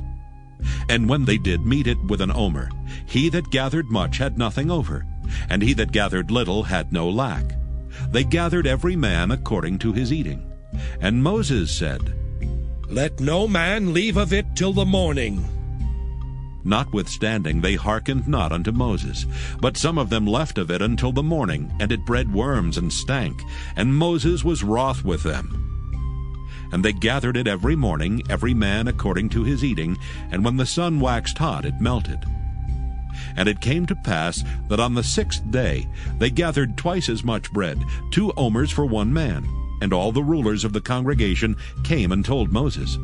And he said unto them, This is that which the Lord hath said. Tomorrow is the rest of the holy Sabbath unto the Lord. Bake that which ye will bake today, and seethe that ye will seethe. And that which remaineth over lay up for you to be kept until the morning. And they laid it up till the morning, as Moses bade. And it did not stink, neither was there any worm therein. And Moses said, Eat that today, for today is a Sabbath unto the Lord. Today ye shall not find it in the field. 6 days ye shall gather it, but on the 7th day, which is the Sabbath, in it there shall be none. And it came to pass that there went out some of the people on the 7th day for to gather, and they found none. And the Lord said unto Moses, How long refuse ye to keep my commandments and my laws? See, for that the Lord hath given you the Sabbath. Therefore he giveth you on the 6th day the bread of 2 days. Abide ye every man in his place. Let no man go out of his place on the 7th day. So the people rested on the 7th day. And the house of Israel called the name thereof manna. And it was like coriander seed white, and the taste of it was like wafers made with honey. And Moses said, This is the thing which the Lord commandeth. Fill an omer of it to be kept for your generations, that they may see the bread wherewith I have fed you in the wilderness, when I brought you forth from the land of Egypt. And Moses said unto Aaron, Take a pot, and put an omer full of manna therein, and lay it up before the Lord, to be kept for your generations. As the Lord commanded Moses, so Aaron laid it up before the testimony to be kept. And the children of Israel did eat manna 40 years, until they came to a land inhabited. They did eat manna until they came unto the borders of the land of Canaan. Now an omer is the 10th part of an ephah. Exodus chapter 17. And all the congregation of the children of Israel journeyed from the wilderness of Sin after their journeys according to the commandment of the Lord, and pitched in Rephidim, and there was no water for the people to drink. Wherefore the people did chide with Moses, and said, Give us water that we may drink. And Moses said unto them, Why chide ye with me? Wherefore do ye tempt the Lord? And the people thirsted there for water, and the people murmured against Moses, and said, Wherefore is this that thou hast brought us up out of Egypt, to kill us and our children and our cattle with thirst? And Moses cried unto the Lord, saying, What shall I do unto this people? They be almost ready to stone me. And the Lord said unto Moses, Go on before the people, and take with thee of the elders of Israel, and thy rod wherewith thou smotest the river, take in thine hand, and go. Behold, I will stand before thee there upon the rock in Horeb, and thou shalt smite the rock, and there shall come water out of it, that the people may drink. And Moses did so in the sight of the elders of Israel. And he called the name of the place Massah and Meribah, because of the chiding of the children of Israel, and because they tempted the Lord, saying, Is the Lord among us or not? Then came Amalek and fought with Israel in Rephidim. And Moses said unto Joshua, Choose us out men, and go out, fight with Amalek. Tomorrow I will stand on the top of the hill with the rod of God in mine hand. So Joshua did as Moses had said to him, and fought with Amalek. And Moses, Aaron, and Hur went up to the top of the hill. And it came to pass, when Moses held up his hand, that Israel prevailed, and when he let down his hand, Amalek prevailed. But Moses' hands were heavy, and they took a stone and put it under him, and he sat thereon. And Aaron and Hur stayed up his hands, the one on the one side and the other on the other side, and his hands were steady until the going down of the sun. And Joshua discomfited Amalek and his people with the edge of the sword. And the Lord said unto Moses, Write this for a memorial in a book, and rehearse it in the ears of Joshua. For I will utterly put out the remembrance of Amalek from under heaven. And Moses built an altar, and called the name of it Jehovah Nissi. For he said, Because the Lord hath sworn that the Lord will have war with Amalek from generation to generation. Exodus chapter 18. When Jethro, the priest of Midian, Moses' father-in-law, heard of all that God had done for Moses and for Israel his people, and that the Lord had brought Israel out of Egypt, then Jethro, Moses' father-in-law, took Zipporah, Moses' wife, after he had sent her back, and her 2 sons, of which the name of the one was Gershom. For he said, I have been an alien in a strange land. And the name of the other was Eleazar. For the God of my father, said he, was mine help, and delivered me from the sword of Pharaoh. And Jethro, Moses' father-in-law, came with his sons and his wife unto Moses into the wilderness, where he encamped at the mount of God. And he said unto Moses, I, thy father-in-law Jethro, am come unto thee, and thy wife and her 2 sons with her. And Moses went out to meet his father-in-law, and did obeisance, and kissed him. And they asked each other of their welfare, and they came into the tent. And Moses told his father-in-law all that the Lord had done unto Pharaoh, and to the Egyptians for Israel's sake, and all the travail that had come upon them by the way, and how the Lord delivered them. And Jethro rejoiced for all the goodness which the Lord had done to Israel, whom he had delivered out of the hand of the Egyptians. And Jethro said, Blessed be the Lord, who hath delivered you out of the hand of the Egyptians, and out of the hand of Pharaoh, who hath delivered the people from under the hand of the Egyptians. Now I know that the Lord is greater than all gods, for in the thing wherein they dealt proudly he was above them. And Jethro, Moses' father-in-law, took a burnt offering and sacrifices for God. And Aaron came, and all the elders of Israel, to eat bread with Moses' father-in-law before God. And it came to pass on the morrow that Moses sat to judge the people, and the people stood by Moses from the morning unto the evening. And when Moses' father-in-law saw all that he did to the people, he said, What is this thing that thou doest to the people? Why sittest thou thyself alone, and all the people stand by thee from morning until even? And Moses said unto his father-in-law, Because the people come unto me to inquire of God. When they have a matter, they come unto me, and I judge between one and another, and I do make them know the statutes of God and his laws. And Moses' father-in-law said unto him, The thing that thou doest is not good. Thou wilt surely wear away both thou and this people that is with thee. For this thing is too heavy for thee. Thou art not able to perform it thyself alone. Hearken now unto my voice. I will give thee counsel, and God shall be with thee. Be thou for the people to Godward, that thou mayest bring the causes unto God. And thou shalt teach them ordinances and laws, and shalt show them the way wherein they must walk, and the work that they must do. Moreover, thou shalt provide out of all the people able men such as fear God, men of truth, hating covetousness, and place such over them to be rulers of thousands, and rulers of hundreds, rulers of 50s, and rulers of 10s. And let them judge the people at all seasons. And it shall be that every great matter they shall bring unto thee, but every small matter they shall judge. So shall it be easier for thyself, and they shall bear the burden with thee. If thou shalt do this thing, and God command thee so, then thou shalt be able to endure, and all this people shall also go to their place in peace. So Moses hearkened to the voice of his father-in-law, and did all that he had said. And Moses chose able men out of all Israel, and made them heads over the people, rulers of thousands, rulers of hundreds, rulers of 50s, and rulers of 10s. And they judged the people at all seasons. The hard causes they brought unto Moses, but every small matter they judged themselves. And Moses let his father-in-law depart, and he went his way into his own land. Exodus chapter 19.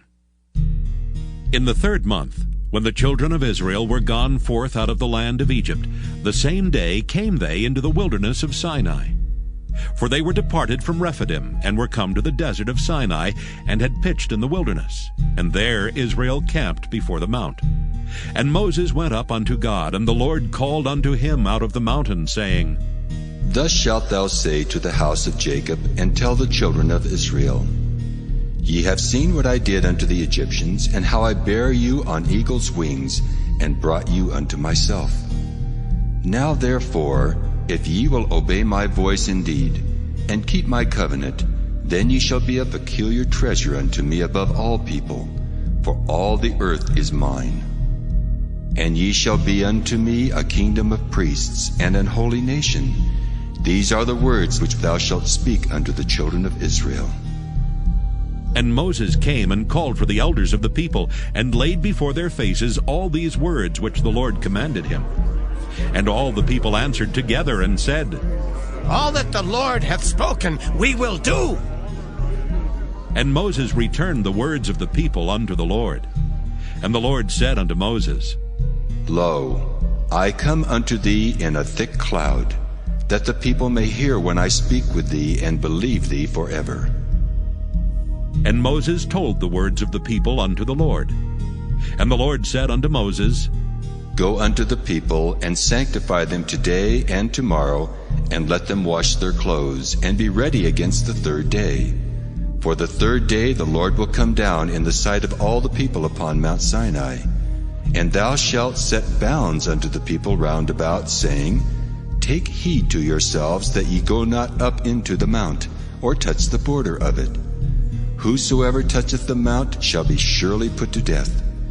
There shall not an hand touch it, but he shall surely be stoned or shot through. Whether it be beast or man, it shall not live. When the trumpet soundeth long, they shall come up to the mount. And Moses went down from the mount unto the people, and sanctified the people, and they washed their clothes. And he said unto the people, Be ready against the 3rd day, come not at your wives. And it came to pass on the 3rd day in the morning that there were thunders and lightnings, and a thick cloud upon the mount, and the voice of the trumpet exceeding loud, so that all the people that was in the camp trembled. And Moses brought forth the people out of the camp to meet with God, and they stood at the nether part of the mount. And Mount Sinai was altogether on a smoke, because the Lord descended upon it in fire. And the smoke thereof ascended as the smoke of a furnace, and the whole mount quaked greatly. And when the voice of the trumpet sounded long, and waxed louder and louder, Moses spake, and God answered him by a voice. And the Lord came down upon Mount Sinai on the top of the mount. And the Lord called Moses up to the top of the mount, and Moses went up. And the Lord said unto Moses, Go down, charge the people, lest they break through unto the Lord to gaze, and many of them perish. And let the priests also, which come near to the Lord, sanctify themselves, lest the Lord break forth upon them. And Moses said unto the Lord, The people cannot come up to Mount Sinai, for thou chargest us, saying, Set bounds about the mount, and sanctify it. And the Lord said unto him, Away, get thee down, and thou shalt come up, thou and Aaron with thee. But let not the priests and the people break through to come up unto the Lord, lest he break forth upon them. So Moses went down unto the people, and spake unto them. Exodus chapter 20.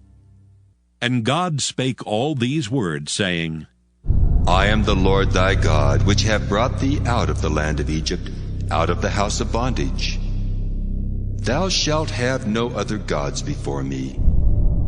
Thou shalt not make unto thee any graven image, or any likeness of anything that is in heaven above, or that is in the earth beneath, or that is in the water under the earth. Thou shalt not bow down thyself to them, nor serve them. For I, the Lord thy God, am a jealous God, visiting the iniquity of the fathers upon the children unto the 3rd and 4th generation of them that hate me, and showing mercy unto thousands of them that love me and keep my commandments. Thou shalt not take the name of the Lord thy God in vain, for the Lord will not hold him guiltless that taketh his name in vain. Remember the Sabbath day to keep it holy. 6 days shalt thou labor and do all thy work. But the 7th day is the Sabbath of the Lord thy God. In it thou shalt not do any work, thou, nor thy son, nor thy daughter, thy manservant, nor thy maidservant, nor thy cattle, nor thy stranger that is within thy gates. For in 6 days the Lord made heaven and earth, the sea, and all that in them is, and rested the 7th day. Wherefore the Lord blessed the Sabbath day, and hallowed it. Honor thy father and thy mother, that thy days may be long upon the land which the Lord thy God giveth thee. Thou shalt not kill. Thou shalt not commit adultery. Thou shalt not steal. Thou shalt not bear false witness against thy neighbor. Thou shalt not covet thy neighbor's house. Thou shalt not covet thy neighbor's wife, nor his manservant, nor his maidservant, nor his ox, nor his ass, nor anything that is thy neighbor's. And all the people saw the thunderings, and the lightnings, and the noise of the trumpet, and the mountain smoking. And when the people saw it, they removed and stood afar off. And they said unto Moses, Speak thou with us, and we will hear, but let not God speak with us, lest we die. And Moses said unto the people, Fear not, for God is come to prove you, and that his fear may be before your faces, that ye sin not. And the people stood afar off, and Moses drew near unto the thick darkness where God was. And the Lord said unto Moses, Thus thou shalt say unto the children of Israel, Ye have seen that I have talked with you from heaven. Ye shall not make with me gods of silver, neither shall ye make unto you gods of gold. An altar of earth thou shalt make unto me, and shalt sacrifice thereon thy burnt offerings, and thy peace offerings, thy sheep and thine oxen. In all places where I record my name, I will come unto thee, and I will bless thee. And if thou wilt make me an altar of stone, thou shalt not build it of hewn stone. For if thou lift up thy tool upon it, thou hast polluted it. Neither shalt thou go up by steps unto mine altar, that thy nakedness be not discovered thereon. Exodus chapter 21. Now these are the judgments which thou shalt set before them. If thou buy an Hebrew servant, 6 years he shall serve, and in the 7th he shall go out free for nothing. If he came in by himself, he shall go out by himself. If he were married, then his wife shall go out with him. If his master have given him a wife, and she have borne him sons or daughters, the wife and her children shall be her master's, and he shall go out by himself. And if the servant shall plainly say, I love my master, my wife and my children, I will not go out free, then his master shall bring him unto the judges. He shall also bring him to the door, or unto the door post. And his master shall bore his ear through with an awl, and he shall serve him forever. And if a man sell his daughter to be a maidservant, she shall not go out as the menservants do. If she please not her master, who hath betrothed her to himself, then shall he let her be redeemed. To sell her unto a strange nation he shall have no power, seeing he hath dealt deceitfully with her. And if he have betrothed her unto his son, he shall deal with her after the manner of daughters. If he take him another wife, her food, her raiment, and her duty of marriage shall he not diminish. And if he do not these 3 unto her, then shall she go out free without money. He that smiteth a man so that he die shall be surely put to death. And if a man lie not in wait, but God deliver him into his hand, then I will appoint thee a place whither he shall flee. But if a man come presumptuously upon his neighbor, to slay him with guile, thou shalt take him from mine altar, that he may die. And he that smiteth his father or his mother shall be surely put to death. And he that stealeth a man and selleth him, or if he be found in his hand, he shall surely be put to death. And he that curseth his father or his mother shall surely be put to death. And if men strive together, and one smite another with a stone, or with his fist, and he die not, but keepeth his bed, if he rise again, and walk abroad upon his staff, then shall he that smote him be quit. Only he shall pay for the loss of his time, and shall cause him to be thoroughly healed. And if a man smite his servant or his maid with a rod, and he die under his hand, he shall be surely punished. Notwithstanding, if he continue a day or 2, he shall not be punished, for he is his money. If men strive and hurt a woman with child, so that her fruit depart from her, and yet no mischief follow, he shall be surely punished according as the woman's husband will lay upon him, and he shall pay as the judges determine. And if any mischief follow, then thou shalt give life for life, eye for eye, tooth for tooth, hand for hand, foot for foot, burning for burning, wound for wound, stripe for stripe. And if a man smite the eye of his servant, or the eye of his maid, that it perish, he shall let him go free for his eye's sake.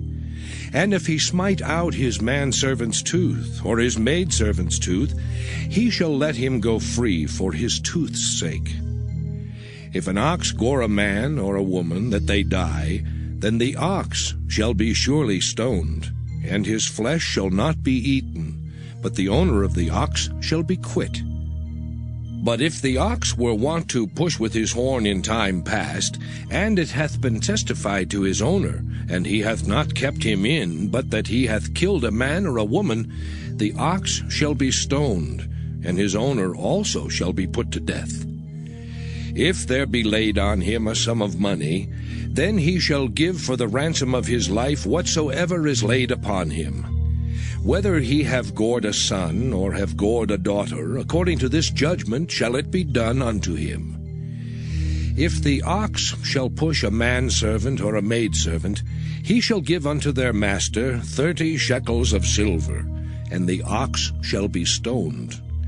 And if a man shall open a pit, or if a man shall dig a pit and not cover it, and an ox or an ass fall therein, the owner of the pit shall make it good, and give money unto the owner of them, and the dead beast shall be his.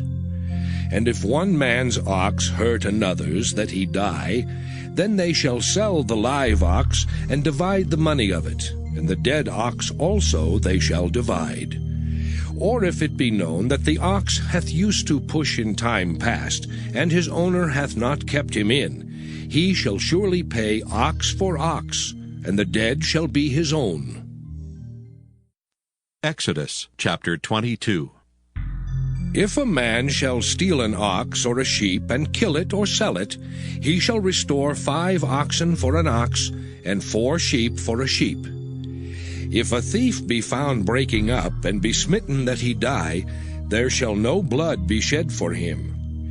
If the sun be risen upon him, there shall be blood shed for him, for he should make full restitution. If he have nothing, then he shall be sold for his theft. If the theft be certainly found in his hand alive, whether it be ox or ass or sheep, he shall restore double. If a man shall cause a field or vineyard to be eaten, and shall put in his beast, and shall feed in another man's field, of the best of his own field and of the best of his own vineyard shall he make restitution. If fire break out and catch in thorns, so that the stacks of corn or the standing corn or the field be consumed therewith, he that kindled the fire shall surely make restitution. If a man shall deliver unto his neighbor money or stuff to keep, and it be stolen out of the man's house, if the thief be found, let him pay double. If the thief be not found, then the master of the house shall be brought unto the judges, to see whether he have put his hand unto his neighbor's goods. For all manner of trespass, whether it be for ox, for ass, for sheep, for raiment, or for any manner of lost thing, which another challengeth to be his, the cause of both parties shall come before the judges. And whom the judges shall condemn, he shall pay double unto his neighbor. If a man deliver unto his neighbor an ass, or an ox, or a sheep, or any beast to keep, and it die, or be hurt, or driven away, no man seeing it, then shall an oath of the Lord be between them both, that he hath not put his hand unto his neighbor's goods, and the owner of it shall accept thereof, and he shall not make it good. And if it be stolen from him, he shall make restitution unto the owner thereof. If it be torn in pieces, then let him bring it for witness, and he shall not make good that which was torn. And if a man borrow aught of his neighbor, and it be hurt or die, the owner thereof being not with it, he shall surely make it good. But if the owner thereof be with it, he shall not make it good. If it be an hired thing, it came for his hire. And if a man entice a maid that is not betrothed, and lie with her, he shall surely endow her to be his wife. If her father utterly refuse to give her unto him, he shall pay money according to the dowry of virgins. Thou shalt not suffer a witch to live. Whosoever lieth with a beast shall surely be put to death. He that sacrificeth unto any god save unto the Lord only, he shall be utterly destroyed. Thou shalt neither vex a stranger nor oppress him, for ye were strangers in the land of Egypt. Ye shall not afflict any widow or fatherless child. If thou afflict them in any wise, and they cry at all unto me, I will surely hear their cry. and my wrath shall wax hot, and I will kill you with the sword, and your wives shall be widows, and your children fatherless. If thou lend money to any of my people that is poor by thee, thou shalt not be to him as an usurer, neither shalt thou lay upon him usury. If thou at all take thy neighbor's raiment to pledge, thou shalt deliver it unto him by that the sun goeth down. For that is his covering only, it is his raiment for his skin. Wherein shall he sleep? And it shall come to pass, when he crieth unto me, that I will hear, for I am gracious. Thou shalt not revile the gods, nor curse the ruler of thy people. Thou shalt not delay to offer the first of thy ripe fruits and of thy liquors. The firstborn of thy sons shalt thou give unto me. Likewise shalt thou do with thine oxen and with thy sheep. 7 days it shall be with his dam. On the 8th day thou shalt give it me. And ye shall be holy men unto me. Neither shall ye eat any flesh that is torn of beasts in the field. Ye shall cast it to the dogs. Exodus chapter 23. Thou shalt not raise a false report. Put not thine hand with the wicked to be an unrighteous witness. Thou shalt not follow a multitude to do evil, neither shalt thou speak in a cause to decline after many to wrest judgment. Neither shalt thou countenance a poor man in his cause. If thou meet thine enemy's ox or his ass going astray, thou shalt surely bring it back to him again. If thou see the ass of him that hateth thee lying under his burden, and wouldest forbear to help him, thou shalt surely help with him. Thou shalt not wrest the judgment of thy poor in his cause. Keep thee far from a false matter, and the innocent and righteous slay thou not, for I will not justify the wicked. And thou shalt take no gift, for the gift blindeth the wise, and perverteth the words of the righteous. Also thou shalt not oppress a stranger, for ye know the heart of a stranger, seeing ye were strangers in the land of Egypt. And 6 years thou shalt sow thy land, and shalt gather in the fruits thereof. But the 7th year thou shalt let it rest and lie still, that the poor of thy people may eat, and what they leave the beasts of the field shall eat. In like manner thou shalt deal with thy vineyard and with thy oliveyard. 6 days thou shalt do thy work, and on the 7th day thou shalt rest. That thine ox and thine ass may rest, and the son of thy handmaid, and the stranger may be refreshed. And in all things that I have said unto you be circumspect, and make no mention of the name of other gods, neither let it be heard out of thy mouth. 3 times thou shalt keep a feast unto me in the year. Thou shalt keep the feast of unleavened bread. Thou shalt eat unleavened bread 7 days, as I commanded thee in the time appointed of the month Abib. For in it thou camest out from Egypt, and none shall appear before me empty. And the feast of harvest, the first fruits of thy labors, which thou hast sown in the field, and the feast of ingathering, which is in the end of the year, when thou hast gathered in thy labors out of the field. 3 times in the year all thy males shall appear before the Lord God. Thou shalt not offer the blood of my sacrifice with leavened bread, neither shall the fat of my sacrifice remain until the morning. The first of the firstfruits of thy land thou shalt bring into the house of the Lord thy God. Thou shalt not see the kid in his mother's milk. Behold, I send an angel before thee to keep thee in the way, and to bring thee into the place which I have prepared. Beware of him, and obey his voice. Provoke him not, for he will not pardon your transgressions, for my name is in him. But if thou shalt indeed obey his voice, and do all that I speak, then I will be an enemy unto thine enemies, and an adversary unto thine adversaries. For mine angel shall go before thee, and bring thee in unto the Amorites and the Hittites and the Perizzites, and the Canaanites and Hivites and the Jebusites, and I will cut them off. Thou shalt not bow down to their gods, nor serve them, nor do after their works, but thou shalt utterly overthrow them, and quite break down their images. And ye shall serve the Lord your God, and he shall bless thy bread and thy water, and I will take sickness away from the midst of thee. There shall nothing cast their young, nor be barren in thy land. The number of thy days I will fulfill. I will send my fear before thee, and will destroy all the people to whom thou shalt come, and I will make all thine enemies turn their backs unto thee. And I will send hornets before thee, which shall drive out the Hivite, the Canaanite, and the Hittite from before thee. I will not drive them out from before thee in 1 year, lest the land become desolate, and the beast of the field multiply against thee.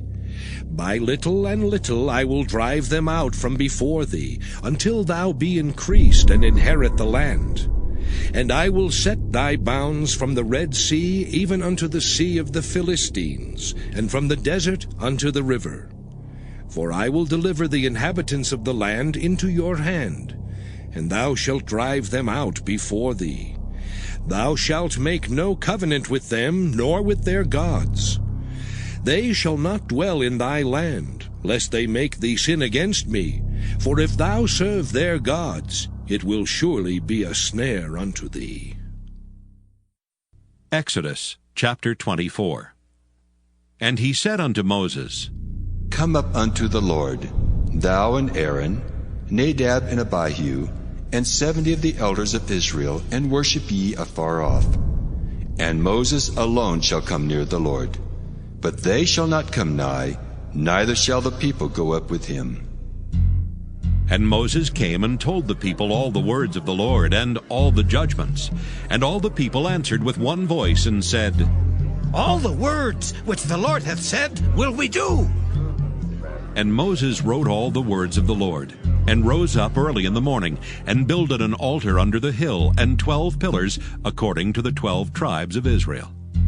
And he sent young men of the children of Israel, which offered burnt offerings, and sacrificed peace offerings of oxen unto the Lord.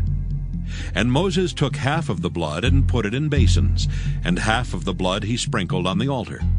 And he took the book of the covenant, and read in the audience of the people, and they said, All that the Lord hath said will we do, and be obedient.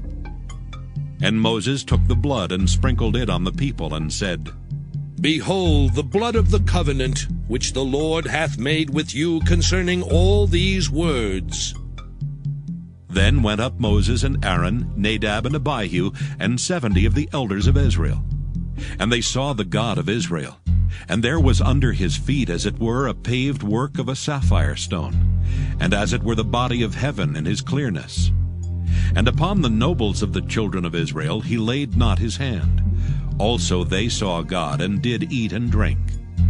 And the Lord said unto Moses, Come up to me into the mount, and be there, and I will give thee tables of stone, and a law and commandments which I have written, that thou mayest teach them. And Moses rose up, and his minister Joshua. And Moses went up into the mount of God.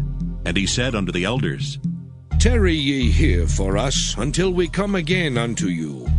And behold, Aaron and Hur are with you. If any man have any matters to do, let him come unto them. And Moses went up into the mount, and a cloud covered the mount. And the glory of the Lord abode upon Mount Sinai, and the cloud covered it 6 days. And the 7th day he called unto Moses out of the midst of the cloud. And the sight of the glory of the Lord was like devouring fire on the top of the mount in the eyes of the children of Israel. And Moses went into the midst of the cloud, and gat him up into the mount. And Moses was in the mount 40 days and 40 nights. Exodus chapter 25. And the Lord spake unto Moses, saying, Speak unto the children of Israel, that they bring me an offering. Of every man that giveth it willingly with his heart, ye shall take my offering. And this is the offering which ye shall take of them. gold, and silver, and brass, and blue, and purple, and scarlet, and fine linen, and goat's hair, and ram's skins dyed red, and badger's skins, and shittim wood, oil for the light, spices for anointing oil, and for sweet incense, onyx stones, and stones to be set in the ephod and in the breastplate. And let them make me a sanctuary, that I may dwell among them, according to all that I show thee, after the pattern of the tabernacle, and the pattern of all the instruments thereof, even so shall ye make it. And they shall make an ark of shittim wood. 2 cubits and a half shall be the length thereof, and 1 cubit and a half the breadth thereof, and 1 cubit and a half the height thereof. And thou shalt overlay it with pure gold, within and without shalt thou overlay it, and shalt make upon it a crown of gold round about. And thou shalt cast 4 rings of gold for it, and put them in the 4 corners thereof, and 2 rings shall be in the one side of it, and 2 rings in the other side of it. And thou shalt make staves of shittim wood, and overlay them with gold. And thou shalt put the staves into the rings by the sides of the ark, that the ark may be borne with them. The staves shall be in the rings of the ark, they shall not be taken from it. And thou shalt put into the ark the testimony which I shall give thee. And thou shalt make a mercy seat of pure gold. 2 cubits and a half shall be the length thereof, and 1 cubit and a half the breadth thereof. And thou shalt make 2 cherubims of gold. Of beaten work shalt thou make them, in the 2 ends of the mercy seat. And make 1 cherub on the one end, and the other cherub on the other end. Even of the mercy seat shall ye make the cherubims on the 2 ends thereof. And the cherubims shall stretch forth their wings on high, covering the mercy seat with their wings, and their faces shall look one to another. Toward the mercy seat shall the faces of the cherubims be. And thou shalt put the mercy seat above upon the ark, and in the ark thou shalt put the testimony that I shall give thee. And there I will meet with thee, and I will commune with thee from above the mercy seat, from between the 2 cherubims which are upon the ark of the testimony of all things which I will give thee in commandment unto the children of Israel. Thou shalt also make a table of shittim wood. 2 cubits shall be the length thereof, and 1 cubit the breadth thereof, and 1 cubit and a half the height thereof. And thou shalt overlay it with pure gold, and make thereto a crown of gold round about. And thou shalt make unto it a border of an handbreadth round about, and thou shalt make a golden crown to the border thereof round about. And thou shalt make for it 4 rings of gold, and put the rings in the 4 corners that are on the 4 feet thereof. Over against the border shall the rings be for places of the staves to bear the table. And thou shalt make the staves of shittim wood, and overlay them with gold, that the table may be borne with them. And thou shalt make the dishes thereof, and spoons thereof, and covers thereof, and bowls thereof, to cover withal. Of pure gold shalt thou make them. And thou shalt set upon the table showbread before me alway. And thou shalt make a candlestick of pure gold. Of beaten work shall the candlestick be made, his shaft and his branches, his bowls, his knops and his flowers shall be of the same. And 6 branches shall come out of the sides of it, 3 branches of the candlestick out of the one side, and 3 branches of the candlestick out of the other side. 3 bowls made like unto almonds, with a knop and a flower in one branch, and 3 bowls made like almonds in the other branch, with a knop and a flower. So in the 6 branches that come out of the candlestick. And in the candlestick shall be 4 bowls made like unto almonds, with their knops and their flowers. And there shall be a knop under 2 branches of the same, and a knop under 2 branches of the same, and a knop under 2 branches of the same, according to the 6 branches that proceed out of the candlestick. Their knops and their branches shall be of the same. all it shall be one beaten work of pure gold. And thou shalt make the 7 lamps thereof, and they shall light the lamps thereof, that they may give light over against it. And the tongs thereof, and the snuff dishes thereof, shall be of pure gold. Of a talent of pure gold shall he make it, with all these vessels. And look that thou make them after their pattern, which was showed thee in the mount. Exodus chapter 26. Moreover, thou shalt make the tabernacle, with 10 curtains of fine twined linen, and blue, and purple, and scarlet. With cherubims of cunning work shalt thou make them. The length of one curtain shall be 28 cubits, and the breadth of one curtain 4 cubits, and every one of the curtains shall have one measure.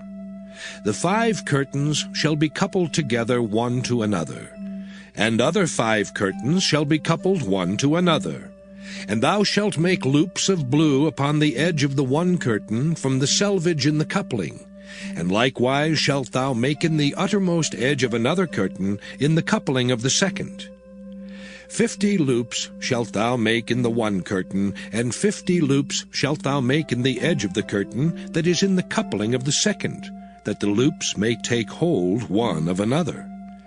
And thou shalt make 50 taches of gold, and couple the curtains together with the taches, and it shall be one tabernacle. And thou shalt make curtains of goat's hair to be a covering upon the tabernacle. 11 curtains shalt thou make. The length of one curtain shall be 30 cubits, and the breadth of one curtain 4 cubits, and the 11 curtains shall be all of one measure. And thou shalt couple 5 curtains by themselves, and 6 curtains by themselves, and shalt double the 6th curtain in the forefront of the tabernacle. And thou shalt make 50 loops on the edge of the one curtain that is outmost in the coupling, and 50 loops in the edge of the curtain which coupleth the second. And thou shalt make 50 taches of brass, and put the taches into the loops, and couple the tent together, that it may be one. And the remnant that remaineth of the curtains of the tent, the half curtain that remaineth, shall hang over the backside of the tabernacle. And a cubit on the one side, and a cubit on the other side of that which remaineth in the length of the curtains of the tent, it shall hang over the sides of the tabernacle on this side and on that side, to cover it. And thou shalt make a covering for the tent of rams' skins dyed red, and a covering above of badgers' skins.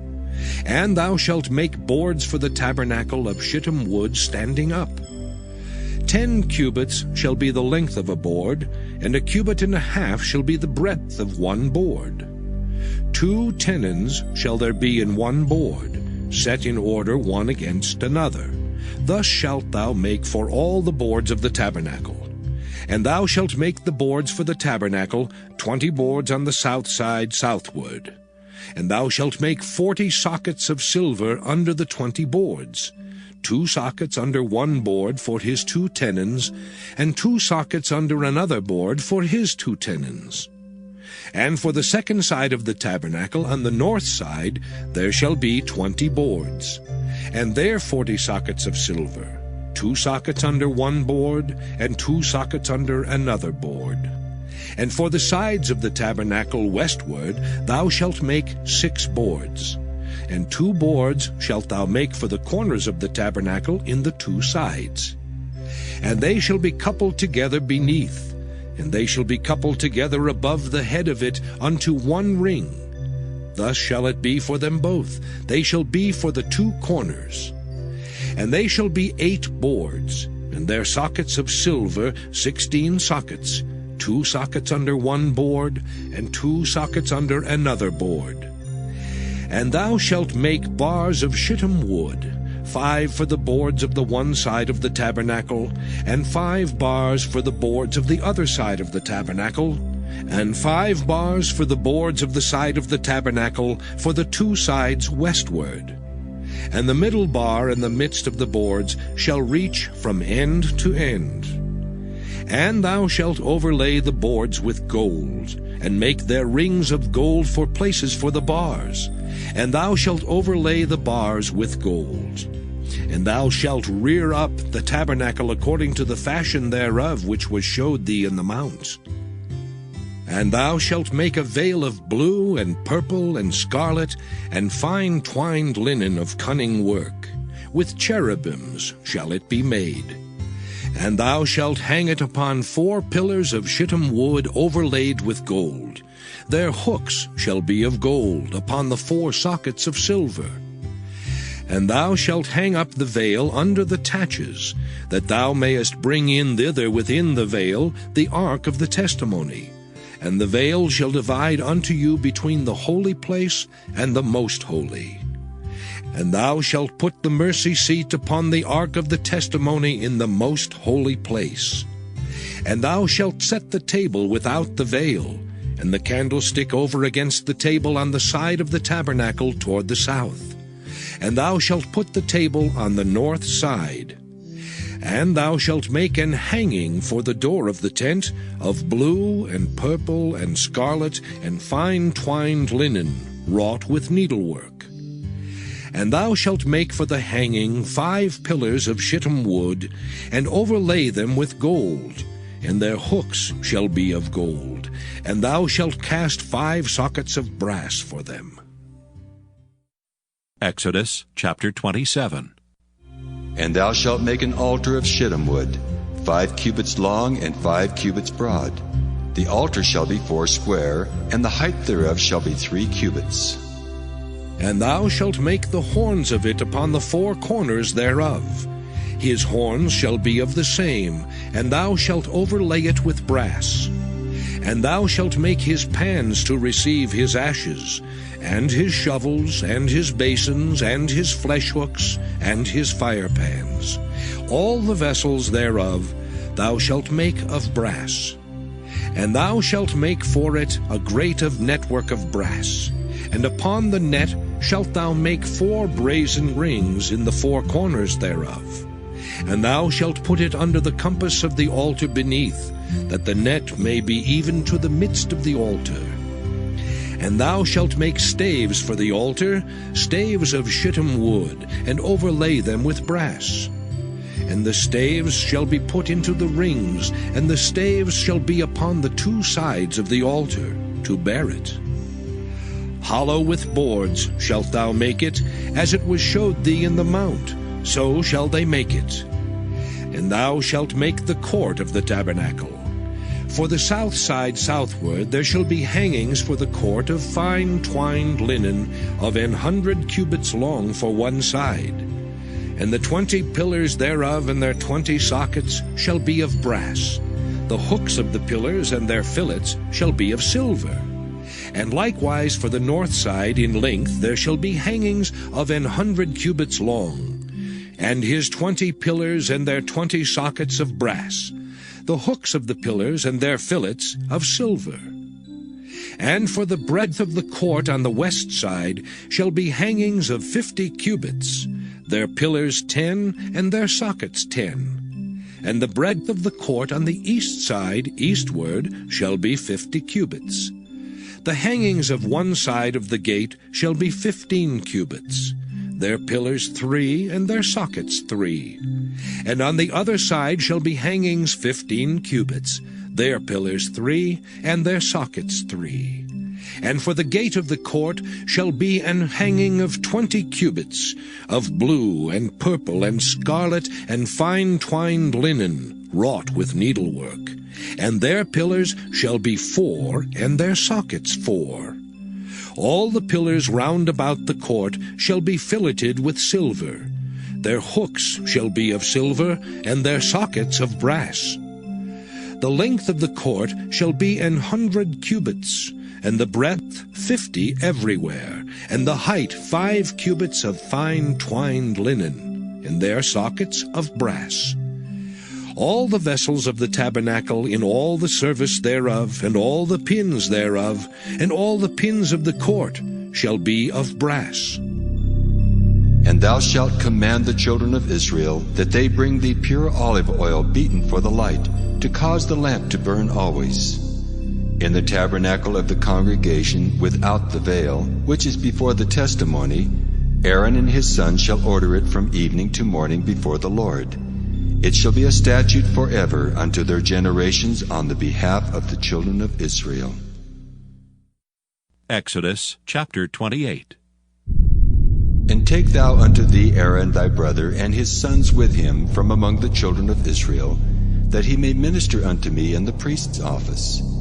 Even Aaron, Nadab and Abihu, Eleazar and Ithamar, Aaron's sons. And thou shalt make holy garments for Aaron thy brother, for glory and for beauty. And thou shalt speak unto all that are wise-hearted, whom I have filled with the spirit of wisdom, that they may make Aaron's garments to consecrate him, that he may minister unto me in the priest's office. And these are the garments which they shall make: a breastplate, and an ephod, and a robe, and a broidered coat, a mitre, and a girdle. And they shall make holy garments for Aaron thy brother and his sons, that he may minister unto me in the priest's office. And they shall take gold, and blue, and purple, and scarlet, and fine linen. And they shall make the ephod of gold, of blue, and of purple, of scarlet, and fine twined linen, with cunning work. It shall have the 2 shoulder pieces thereof joined at the 2 edges thereof, and so it shall be joined together. And the curious girdle of the ephod, which is upon it, shall be of the same, according to the work thereof, even of gold, of blue, and purple, and scarlet, and fine twined linen. And thou shalt take 2 onyx stones, and grave on them the names of the children of Israel, 6 of their names on 1 stone, and the other 6 names of the rest on the other stone, according to their birth. With the work of an engraver in stone, like the engravings of a signet, shalt thou engrave the 2 stones with the names of the children of Israel. Thou shalt make them to be set in ouches of gold. And thou shalt put the 2 stones upon the shoulders of the ephod for stones of memorial unto the children of Israel. And Aaron shall bear their names before the Lord upon his 2 shoulders for a memorial. And thou shalt make ouches of gold, and 2 chains of pure gold at the ends. Of wreathen work shalt thou make them, and fasten the wreathen chains to the ouches. And thou shalt make the breastplate of judgment with cunning work. After the work of the ephod thou shalt make it. Of gold, of blue, and of purple, and of scarlet, and of fine twined linen shalt thou make it. foursquare it shall be, being doubled. A span shall be the length thereof, and a span shall be the breadth thereof. And thou shalt set it in settings of stones, even 4 rows of stones.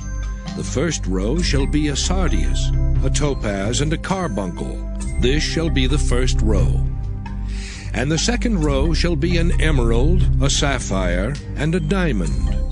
And the third row a ligure, an agate, and an amethyst.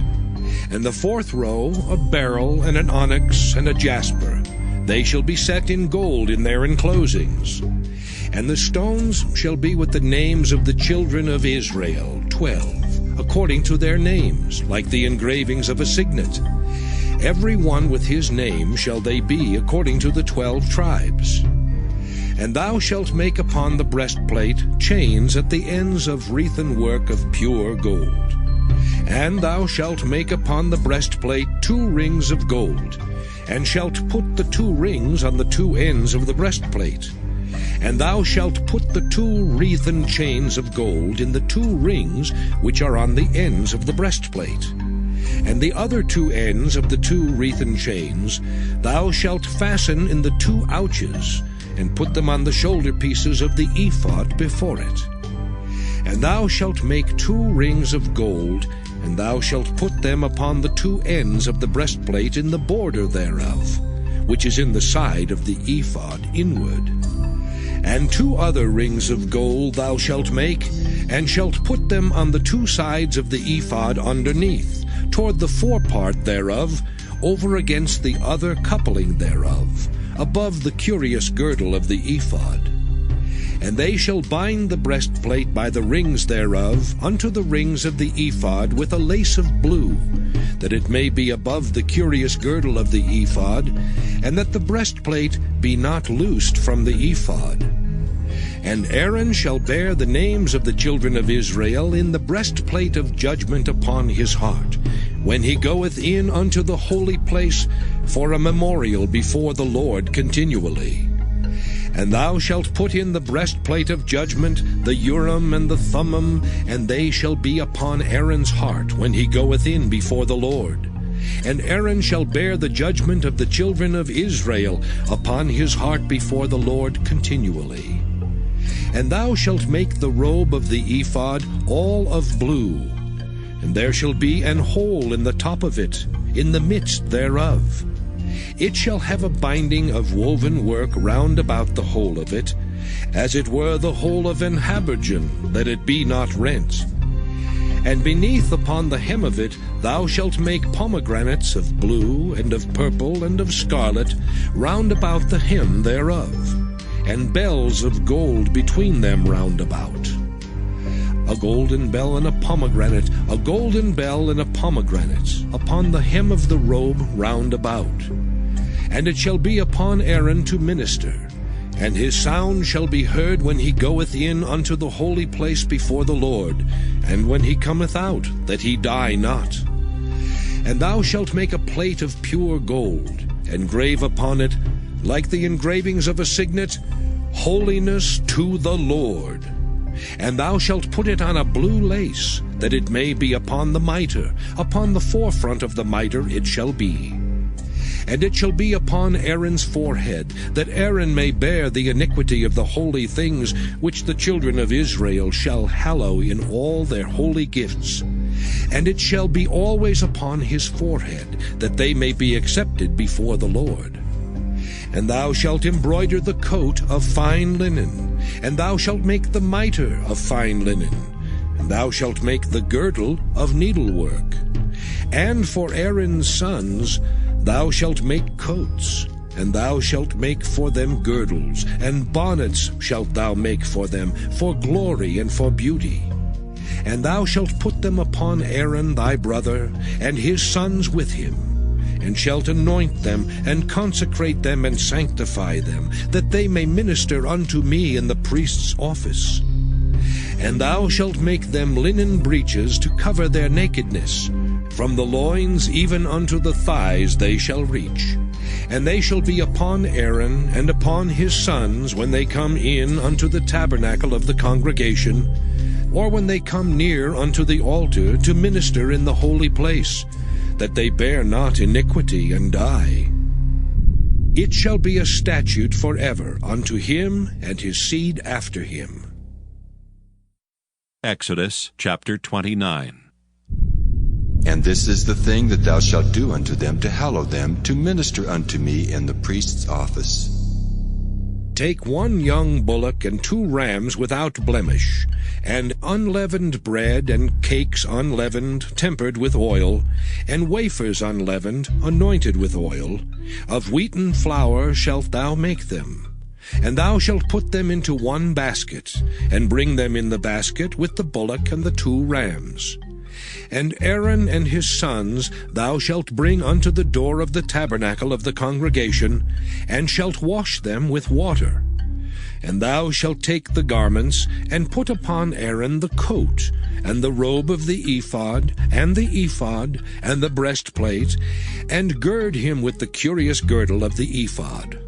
And thou shalt put the mitre upon his head, and put the holy crown upon the mitre. Then shalt thou take the anointing oil, and pour it upon his head, and anoint him. And thou shalt bring his sons, and put coats upon them. And thou shalt gird them with girdles, Aaron and his sons, and put the bonnets on them. And the priest's office shall be theirs for a perpetual statute. And thou shalt consecrate Aaron and his sons. And thou shalt cause a bullock to be brought before the tabernacle of the congregation. And Aaron and his sons shall put their hands upon the head of the bullock. And thou shalt kill the bullock before the Lord, by the door of the tabernacle of the congregation. And thou shalt take of the blood of the bullock, and put it upon the horns of the altar with thy finger, and pour all the blood beside the bottom of the altar. And thou shalt take all the fat that covereth the inwards, and the caul that is above the liver, and the 2 kidneys, and the fat that is upon them, and burn them upon the altar. But the flesh of the bullock, and his skin, and his dung, shalt thou burn with fire without the camp. It is a sin offering. Thou shalt also take 1 ram, and Aaron and his sons shall put their hands upon the head of the ram. And thou shalt slay the ram, and thou shalt take his blood, and sprinkle it round about upon the altar. And thou shalt cut the ram in pieces, and wash the inwards of him, and his legs, and put them unto his pieces, and unto his head. And thou shalt burn the whole ram upon the altar. It is a burnt offering unto the Lord. It is a sweet savour, an offering made by fire unto the Lord. And thou shalt take the other ram, and Aaron and his sons shall put their hands upon the head of the ram. Then shalt thou kill the ram, and take of his blood, and put it upon the tip of the right ear of Aaron, and upon the tip of the right ear of his sons, and upon the thumb of their right hand, and upon the great toe of their right foot, and sprinkle the blood upon the altar round about. And thou shalt take of the blood that is upon the altar, and of the anointing oil, and sprinkle it upon Aaron, and upon his garments, and upon his sons, and upon the garments of his sons with him. And he shall be hallowed, and his garments, and his sons' garments with him. Also thou shalt take of the ram the fat and the rump, and the fat that covereth the inwards, and the caul above the liver, and the 2 kidneys, and the fat that is upon them, and the right shoulder, for it is a ram of consecration. And 1 loaf of bread, and 1 cake of oiled bread, and 1 wafer out of the basket of the unleavened bread that is before the Lord. And thou shalt put all in the hands of Aaron, and in the hands of his sons, and shalt wave them for a wave offering before the Lord. And thou shalt receive them of their hands, and burn them upon the altar for a burnt offering, for a sweet savour before the Lord. It is an offering made by fire unto the Lord. And thou shalt take the breast of the ram of Aaron's consecration, and wave it for a wave offering before the Lord, and it shall be thy part. And thou shalt sanctify the breast of the wave offering, and the shoulder of the heave offering, which is waved and which is heaved up, of the ram of the consecration, even of that which is for Aaron, and of that which is for his sons. And it shall be Aaron's and his sons by a statute forever from the children of Israel. For it is an heave offering, and it shall be an heave offering from the children of Israel of the sacrifice of their peace offerings, even their heave offering unto the Lord. And the holy garments of Aaron shall be his sons after him, to be anointed therein, and to be consecrated in them. And that son that is priest in his stead shall put them on 7 days, when he cometh into the tabernacle of the congregation to minister in the holy place. And thou shalt take the ram of the consecration, and seethe his flesh in the holy place. And Aaron and his sons shall eat the flesh of the ram, and the bread that is in the basket by the door of the tabernacle of the congregation. And they shall eat those things wherewith the atonement was made, to consecrate and to sanctify them. But a stranger shall not eat thereof, because they are holy. And if aught of the flesh of the consecrations, or of the bread, remain unto the morning, then thou shalt burn the remainder with fire. It shall not be eaten, because it is holy. And thus shalt thou do unto Aaron, and to his sons according to all things which I have commanded thee. 7 days shalt thou consecrate them. And thou shalt offer every day a bullock for a sin offering for atonement. And thou shalt cleanse the altar, when thou hast made an atonement for it, and thou shalt anoint it, to sanctify it. 7 days thou shalt make an atonement for the altar, and sanctify it. And it shall be an altar most holy. Whatsoever toucheth the altar shall be holy. Now this is that which thou shalt offer upon the altar, 2 lambs of the first year, day by day, continually. The 1 lamb thou shalt offer in the morning, and the other lamb thou shalt offer at even. And with the 1 lamb 1/10 deal of flour mingled with the 4th part of an hin of beaten oil, and the 4th part of an hin of wine for a drink offering. And the other lamb thou shalt offer at even, and shalt do thereto according to the meat offering of the morning, and according to the drink offering thereof, for a sweet savour, an offering made by fire unto the Lord. This shall be a continual burnt offering throughout your generations, at the door of the tabernacle of the congregation before the Lord, where I will meet you to speak there unto thee. And there I will meet with the children of Israel, and the tabernacle shall be sanctified by my glory. And I will sanctify the tabernacle of the congregation and the altar. I will sanctify also both Aaron and his sons to minister to me in the priest's office. And I will dwell among the children of Israel, and will be their God. And they shall know that I am the Lord their God, that brought them forth out of the land of Egypt, that I may dwell among them. I am the Lord their God. Exodus chapter 30. And thou shalt make an altar to burn incense upon. Of shittim wood shalt thou make it. A cubit shall be the length thereof, and a cubit the breadth thereof. 4 square shall it be, and 2 cubits shall be the height thereof. The horns thereof shall be of the same. And thou shalt overlay it with pure gold, the top thereof, and the sides thereof round about, and the horns thereof. And thou shalt make unto it a crown of gold round about. And 2 golden rings shalt thou make to it under the crown of it. By the 2 corners thereof, upon the 2 sides of it shalt thou make it. And they shall be for places for the staves to bear it withal. And thou shalt make the staves of shittim wood, and overlay them with gold. And thou shalt put it before the veil that is by the ark of the testimony, before the mercy seat that is over the testimony, where I will meet with thee. And Aaron shall burn thereon sweet incense every morning. When he dresseth the lamps, he shall burn incense upon it.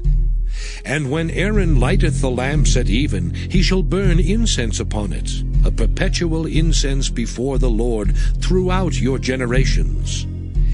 Ye shall offer no strange incense thereon, nor burnt sacrifice, nor meat offering. Neither shall ye pour drink offering thereon.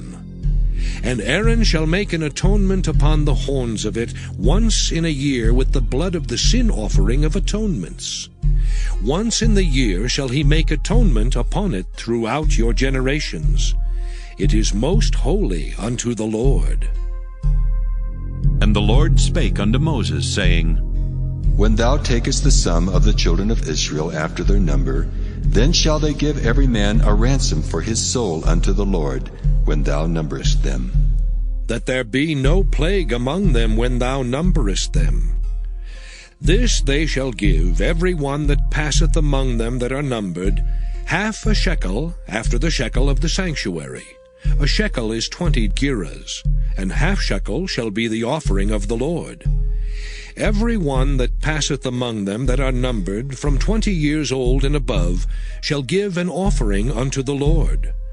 The rich shall not give more, and the poor shall not give less than 1/2 shekel when they give an offering unto the Lord, to make an atonement for your souls. And thou shalt take the atonement money of the children of Israel, and shalt appoint it for the service of the tabernacle of the congregation, that it may be a memorial unto the children of Israel before the Lord, to make an atonement for your souls. And the Lord spake unto Moses, saying, Thou shalt also make a laver of brass, and his foot also of brass to wash withal. And thou shalt put it between the tabernacle of the congregation and the altar, and thou shalt put water therein. For Aaron and his sons shall wash their hands and their feet thereat. When they go into the tabernacle of the congregation, they shall wash with water, that they die not. Or when they come near to the altar to minister, to burn offering made by fire unto the Lord. So they shall wash their hands and their feet, that they die not. And it shall be a statute forever to them, even to him and to his seed throughout their generations. Moreover the Lord spake unto Moses, saying, Take thou also unto thee principal spices. Of pure myrrh 500 shekels, and of sweet cinnamon half so much, even 250 shekels, and of sweet calamus 250 shekels, and of cassia 500 shekels, after the shekel of the sanctuary, and of oil, olive, and hin. And thou shalt make it an oil of holy ointment, an ointment compound after the art of the apothecary. It shall be an holy anointing oil. And thou shalt anoint the tabernacle of the congregation therewith, and the ark of the testimony, and the table and all his vessels, and the candlestick and his vessels, and the altar of incense, and the altar of burnt offering with all his vessels, and the laver and his foot. And thou shalt sanctify them, that they may be most holy. Whatsoever toucheth them shall be holy. And thou shalt anoint Aaron and his sons, and consecrate them, that they may minister unto me in the priest's office. And thou shalt speak unto the children of Israel, saying, This shall be an holy anointing oil unto me throughout your generations. Upon man's flesh shall it not be poured, neither shall ye make any other like it, after the composition of it. It is holy, and it shall be holy unto you. Whosoever compoundeth any like it, or whosoever putteth any of it upon a stranger, shall even be cut off from his people. And the Lord said unto Moses, Take unto thee sweet spices, stadge, and onycha, and galbanum. These sweet spices with pure frankincense, of each shall there be a like weight. And thou shalt make it a perfume, a confection after the art of the apothecary, tempered together, pure and holy. And thou shalt beat some of it very small, and put of it before the testimony in the tabernacle of the congregation, where I will meet with thee. It shall be unto you most holy. And as for the perfume which thou shalt make, ye shall not make to yourselves according to the composition thereof. It shall be unto thee holy for the Lord. Whosoever shall make like unto that, to smell thereto, shall even be cut off from his people. Exodus chapter 31. And the Lord spake unto Moses, saying, See, I have called by name Bezaleel, the son of Uri, the son of Hur, of the tribe of Judah. And I have filled him with the Spirit of God, in wisdom and in understanding, and in knowledge and in all manner of workmanship, to devise cunning works, to work in gold and in silver and in brass, and in cutting of stones to set them, and in carving of timber, to work in all manner of workmanship. And I, behold, I have given with him Aholiab, the son of Ahisamach, of the tribe of Dan. And in the hearts of all that are wise-hearted, I have put wisdom, that they may make all that I have commanded thee. The tabernacle of the congregation, and the ark of the testimony, and the mercy seat that is thereupon, and all the furniture of the tabernacle, and the table and his furniture, and the pure candlestick with all his furniture, and the altar of incense, and the altar of burnt offering with all his furniture, and the laver and his foot, and the cloths of service, and the holy garments for Aaron the priest, and the garments of his sons to minister in the priest's office, and the anointing oil, and sweet incense for the holy place. According to all that I have commanded thee shall they do. And the Lord spake unto Moses, saying, Speak thou also unto the children of Israel, saying, Verily my Sabbaths ye shall keep, for it is a sign between me and you throughout your generations, that ye may know that I am the Lord that doth sanctify you. Ye shall keep the Sabbath therefore, for it is holy unto you. Every one that defileth it shall surely be put to death. For whosoever doeth any work therein, that soul shall be cut off from among his people. 6 days may work be done, but in the 7th is the Sabbath of rest, holy to the Lord. Whosoever doeth any work in the Sabbath day, he shall surely be put to death. Wherefore the children of Israel shall keep the Sabbath, to observe the Sabbath throughout their generations, for a perpetual covenant. It is a sign between me and the children of Israel forever.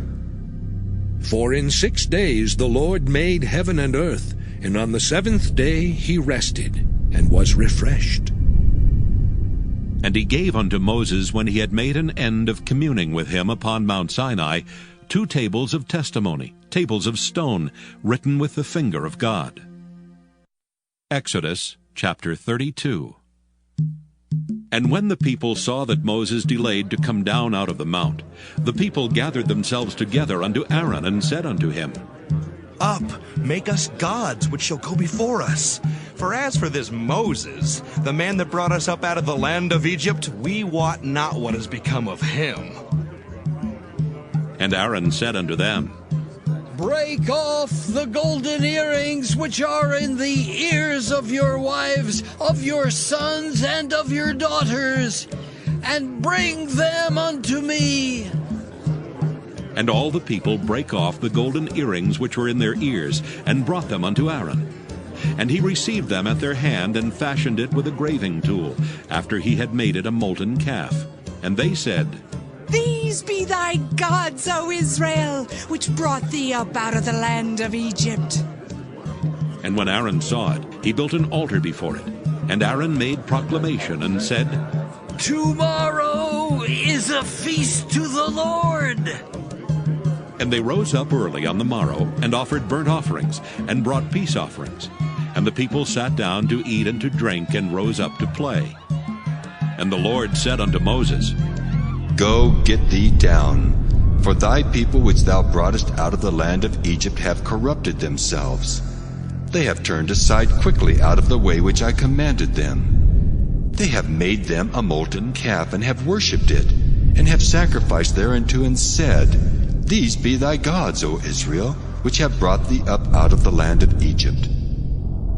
And the Lord said unto Moses, I have seen this people, and behold, it is a stiff-necked people. Now therefore let me alone, that my wrath may wax hot against them, and that I may consume them. And I will make of thee a great nation. And Moses besought the Lord his God, and said, Lord, why doth thy wrath wax hot against thy people, which thou hast brought forth out of the land of Egypt with great power and with a mighty hand? Wherefore should the Egyptians speak and say, For mischief did he bring them out, to slay them in the mountains, and to consume them from the face of the earth? Turn from thy fierce wrath, and repent of this evil against thy people. Remember Abraham, Isaac, and Israel, thy servants, to whom thou swarest by thine own self, and saidst unto them, I will multiply your seed as the stars of heaven, and all this land that I have spoken of will I give unto your seed, and they shall inherit it forever. And the Lord repented of the evil which he thought to do unto his people. And Moses turned and went down from the mount, and the 2 tables of the testimony were in his hand. The tables were written on both their sides. On the one side and on the other were they written. And the tables were the work of God, and the writing was the writing of God, graven upon the tables. And when Joshua heard the noise of the people as they shouted, he said unto Moses, There is a noise of war in the camp. And he said, It is not the voice of them that shout for mastery, neither is it the voice of them that cry for being overcome, but the noise of them that sing do I hear. And it came to pass, as soon as he came nigh unto the camp, that he saw the calf and the dancing. And Moses' anger waxed hot, and he cast the tables out of his hands, and brake them beneath the mount. And he took the calf which they had made, and burnt it in the fire, and ground it to powder, and strawed it upon the water, and made the children of Israel drink of it. And Moses said unto Aaron, What did this people unto thee, that thou hast brought so great a sin upon them? And Aaron said, Let not the anger of my Lord wax hot. Thou knowest the people that they are set on mischief. For they said unto me, Make us gods, which shall go before us. For as for this Moses, the man that brought us up out of the land of Egypt, we wot not what is become of him. And I said unto them, Whosoever hath any gold, let them break it off. So they gave it me. Then I cast it into the fire, and there came out this calf.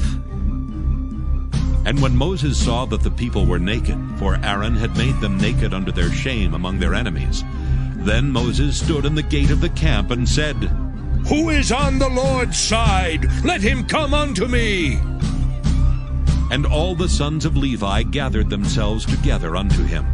And he said unto them, Thus saith the Lord God of Israel, Put every man his sword by his side, and go in and out from gate to gate throughout the camp, and slay every man his brother, and every man his companion, and every man his neighbor.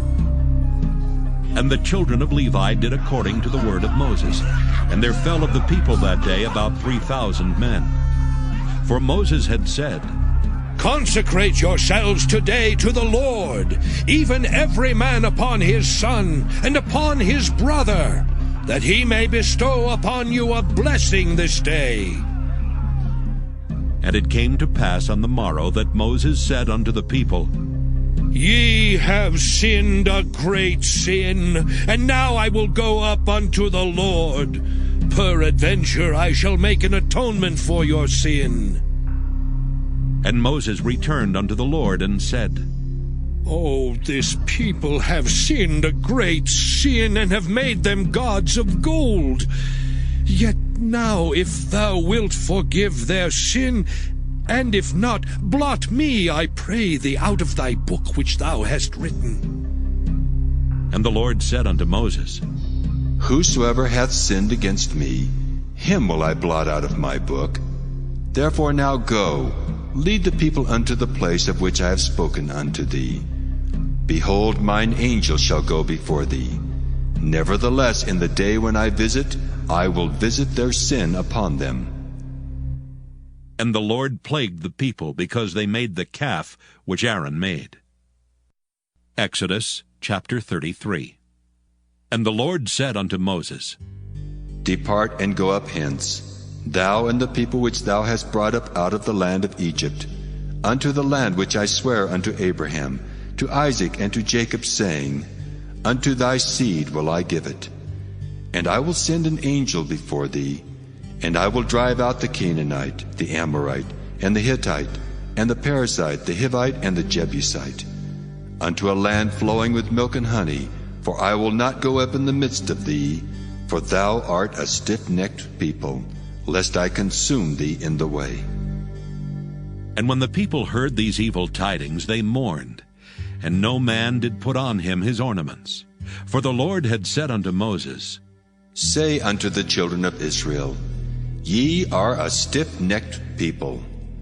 I will come up into the midst of thee in a moment, and consume thee.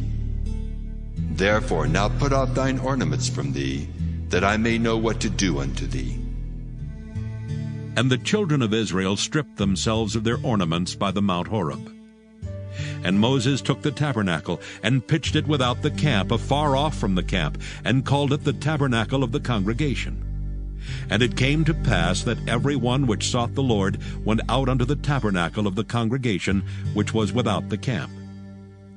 And it came to pass, when Moses went out unto the tabernacle, that all the people rose up, and stood every man at his tent door, and looked after Moses until he was gone into the tabernacle. And it came to pass, as Moses entered into the tabernacle, the cloudy pillar descended, and stood at the door of the tabernacle. And the Lord talked with Moses. And all the people saw the cloudy pillar stand at the tabernacle door. And all the people rose up and worshipped, every man in his tent door. And the Lord spake unto Moses face to face, as a man speaketh unto his friend. And he turned again into the camp. But his servant Joshua, the son of Nun, a young man, departed not out of the tabernacle. And Moses said unto the Lord, See, thou sayest unto me, Bring up this people, and thou hast not let me know whom thou wilt send with me. Yet thou hast said, I know thee by name, and thou hast also found grace in my sight. Now therefore I pray thee, if I have found grace in thy sight, show me now thy way, that I may know thee, that I may find grace in thy sight, and consider that this nation is thy people. And he said, My presence shall go with thee, and I will give thee rest. And he said unto him, If thy presence go not with me, carry us not up hence. For wherein shall it be known here that I and thy people have found grace in thy sight? Is it not in that thou goest with us? So shall we be separated, I and thy people, from all the people that are upon the face of the earth. And the Lord said unto Moses, I will do this thing also that thou hast spoken, for thou hast found grace in my sight, and I know thee by name. And he said, I beseech thee, show me thy glory. And he said, I will make all my goodness pass before thee, and I will proclaim the name of the Lord before thee, and will be gracious to whom I will be gracious, and will show mercy on whom I will show mercy. And he said, Thou canst not see my face, for there shall no man see me and live. And the Lord said, Behold, there is a place by me, and thou shalt stand upon a rock. And it shall come to pass, while my glory passeth by, that I will put thee in a cleft of the rock, and will cover thee with my hand while I pass by. And I will take away mine hand, and thou shalt see my back parts, but my face shall not be seen. Exodus chapter 34. And the Lord said unto Moses, Hew thee 2 tables of stone like unto the first, and I will write upon these tables the words that were in the first tables which thou breakest. And be ready in the morning, and come up in the morning unto Mount Sinai, and present thyself there to me in the top of the mount. And no man shall come up with thee, neither let any man be seen throughout all the mount, neither let the flocks nor herds feed before that mount. And he hewed 2 tables of stone like unto the first. And Moses rose up early in the morning, and went up unto Mount Sinai, as the Lord had commanded him, and took in his hand the 2 tables of stone. And the Lord descended in the cloud, and stood with him there, and proclaimed the name of the Lord. And the Lord passed by before him, and proclaimed, The Lord God, merciful and gracious, long-suffering and abundant in goodness and truth, keeping mercy for thousands, forgiving iniquity and transgression and sin, and that will by no means clear the guilty, visiting the iniquity of the fathers upon the children, and upon the children's children, unto the 3rd and to the 4th generation.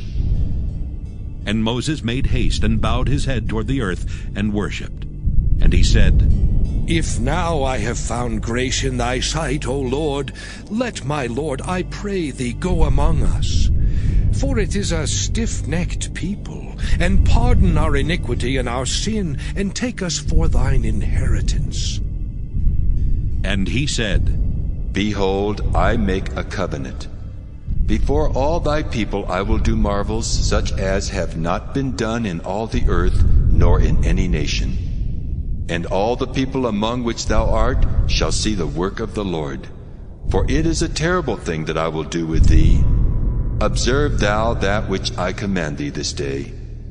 Behold, I drive out before thee the Amorite, and the Canaanite, and the Hittite, and the Perizzite, and the Hivite, and the Jebusite. Take heed to thyself, lest thou make a covenant with the inhabitants of the land whither thou goest, lest it be for a snare in the midst of thee. But ye shall destroy their altars, break their images, and cut down their groves. For thou shalt worship no other God, for the Lord whose name is jealous is a jealous God.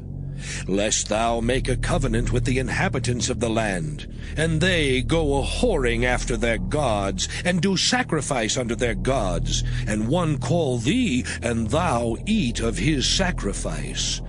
And thou take of their daughters unto thy sons, and their daughters go a-whoring after their gods, and make thy sons go a-whoring after their gods. Thou shalt make thee no molten gods. The feast of unleavened bread shalt thou keep. 7 days thou shalt eat unleavened bread, as I commanded thee in the time of the month Abib. For in the month Abib thou camest out from Egypt. All that openeth the matrix is mine, and every firstling among thy cattle, whether ox or sheep, that is male. But the firstling of an ass thou shalt redeem with a lamb. And if thou redeem him not, then shalt thou break his neck. All the firstborn of thy sons thou shalt redeem, and none shall appear before me empty. 6 days thou shalt work, but on the 7th day thou shalt rest. In earing time and in harvest thou shalt rest. And thou shalt observe the feast of weeks, of the first fruits of wheat harvest, and the feast of ingathering at the year's end. Thrice in the year shall all your men children appear before the Lord God, the God of Israel. For I will cast out the nations before thee, and enlarge thy borders. Neither shall any man desire thy land, when thou shalt go up to appear before the Lord thy God thrice in the year.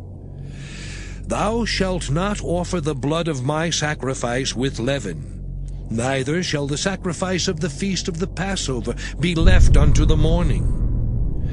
The first of the first fruits of thy land thou shalt bring unto the house of the Lord thy God.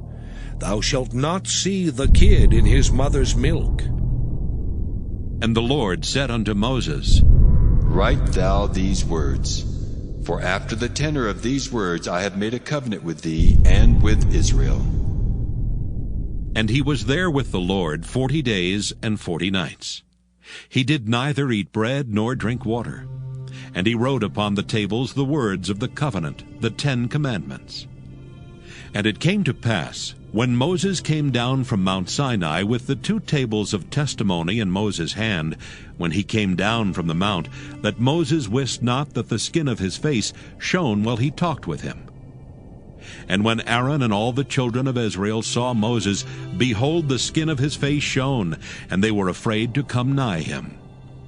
And Moses called unto them, and Aaron and all the rulers of the congregation returned unto him, and Moses talked with them. And afterward all the children of Israel came nigh, and he gave them in commandment all that the Lord had spoken with him in Mount Sinai. Until Moses had done speaking with them, he put a veil on his face. But when Moses went in before the Lord to speak with him, he took the veil off until he came out. And he came out and spake unto the children of Israel that which he was commanded. And the children of Israel saw the face of Moses, that the skin of Moses' face shone. And Moses put the veil upon his face again, until he went in to speak with him. Exodus chapter 35. And Moses gathered all the congregation of the children of Israel together, and said unto them, These are the words which the Lord hath commanded, that ye should do them. 6 days shall work be done, but on the 7th day there shall be to you an holy day, a Sabbath of rest to the Lord. Whosoever doeth work therein shall be put to death. Ye shall kindle no fire throughout your habitations upon the Sabbath day. And Moses spake unto all the congregation of the children of Israel, saying, This is the thing which the Lord commanded, saying, Take ye from among you an offering unto the Lord.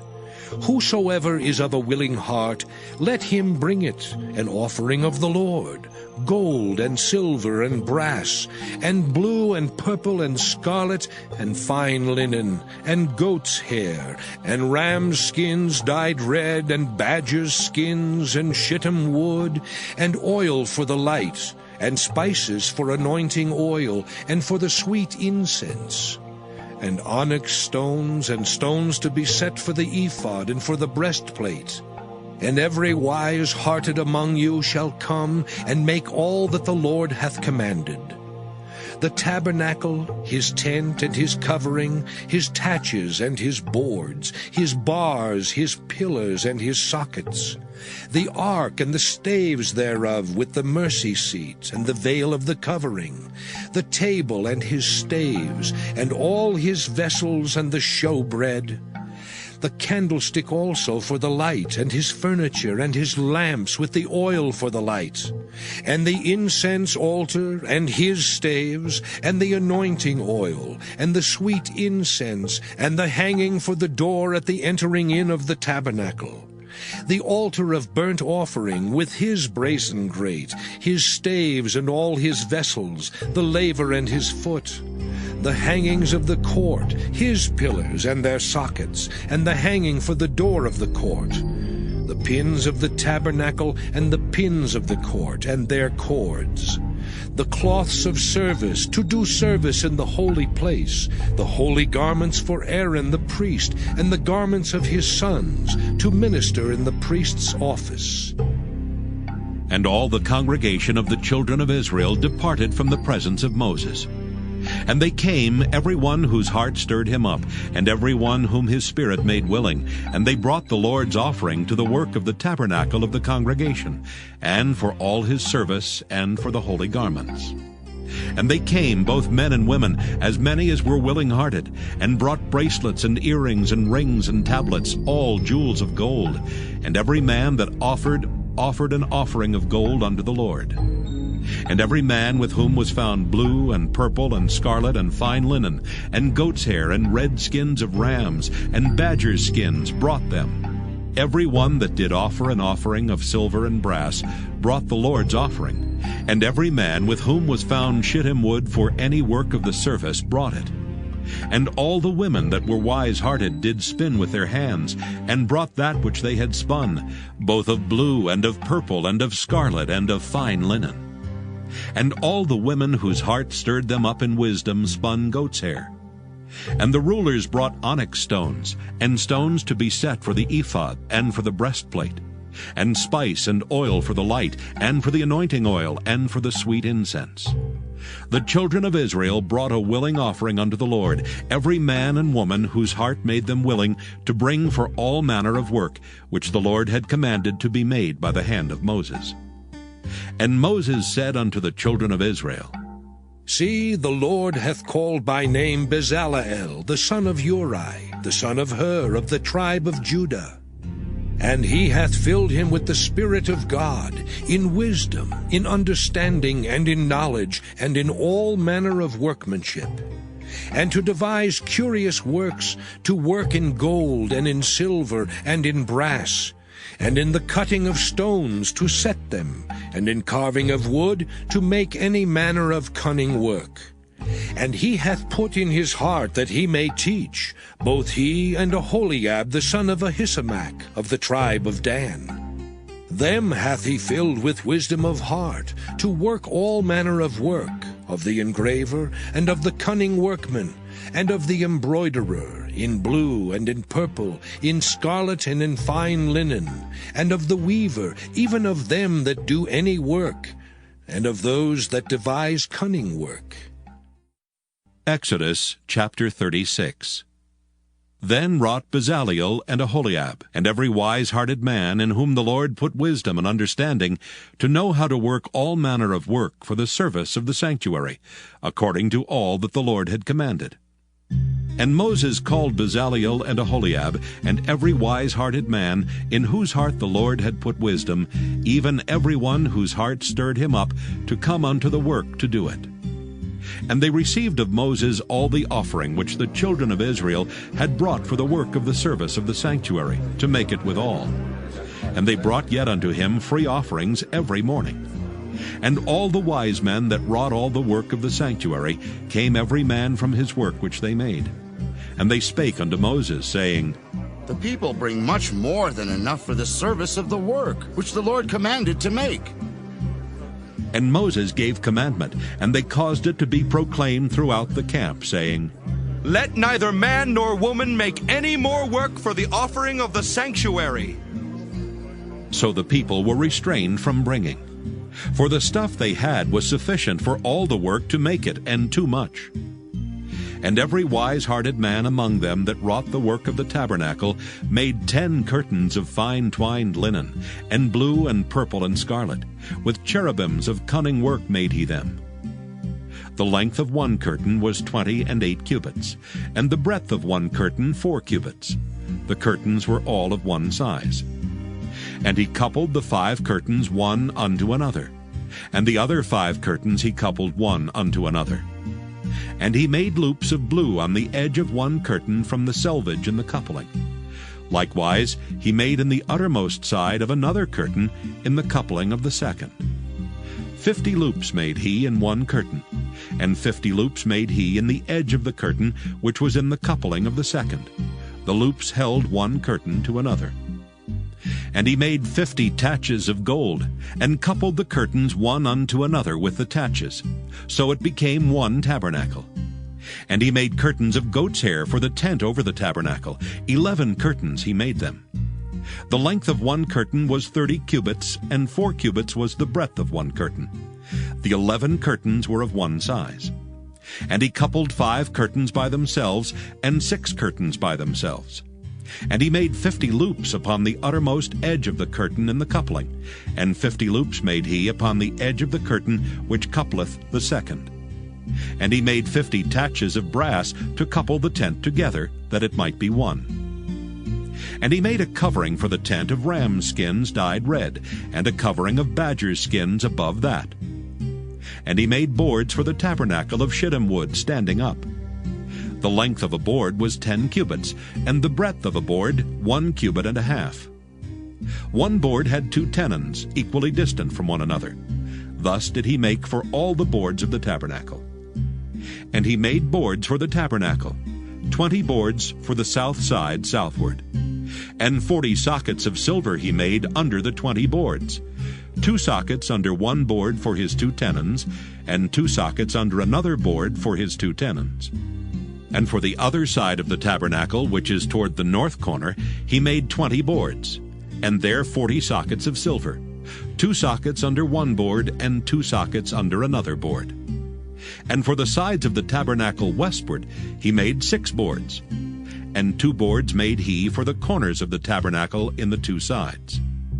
And they were coupled beneath, and coupled together at the head thereof to one ring. Thus he did to both of them in both the corners. And there were 8 boards, and their sockets were 16 sockets of silver, under every board 2 sockets. And he made bars of shittim wood, 5 for the boards of the one side of the tabernacle, and 5 bars for the boards of the other side of the tabernacle, and 5 bars for the boards of the tabernacle for the sides westward.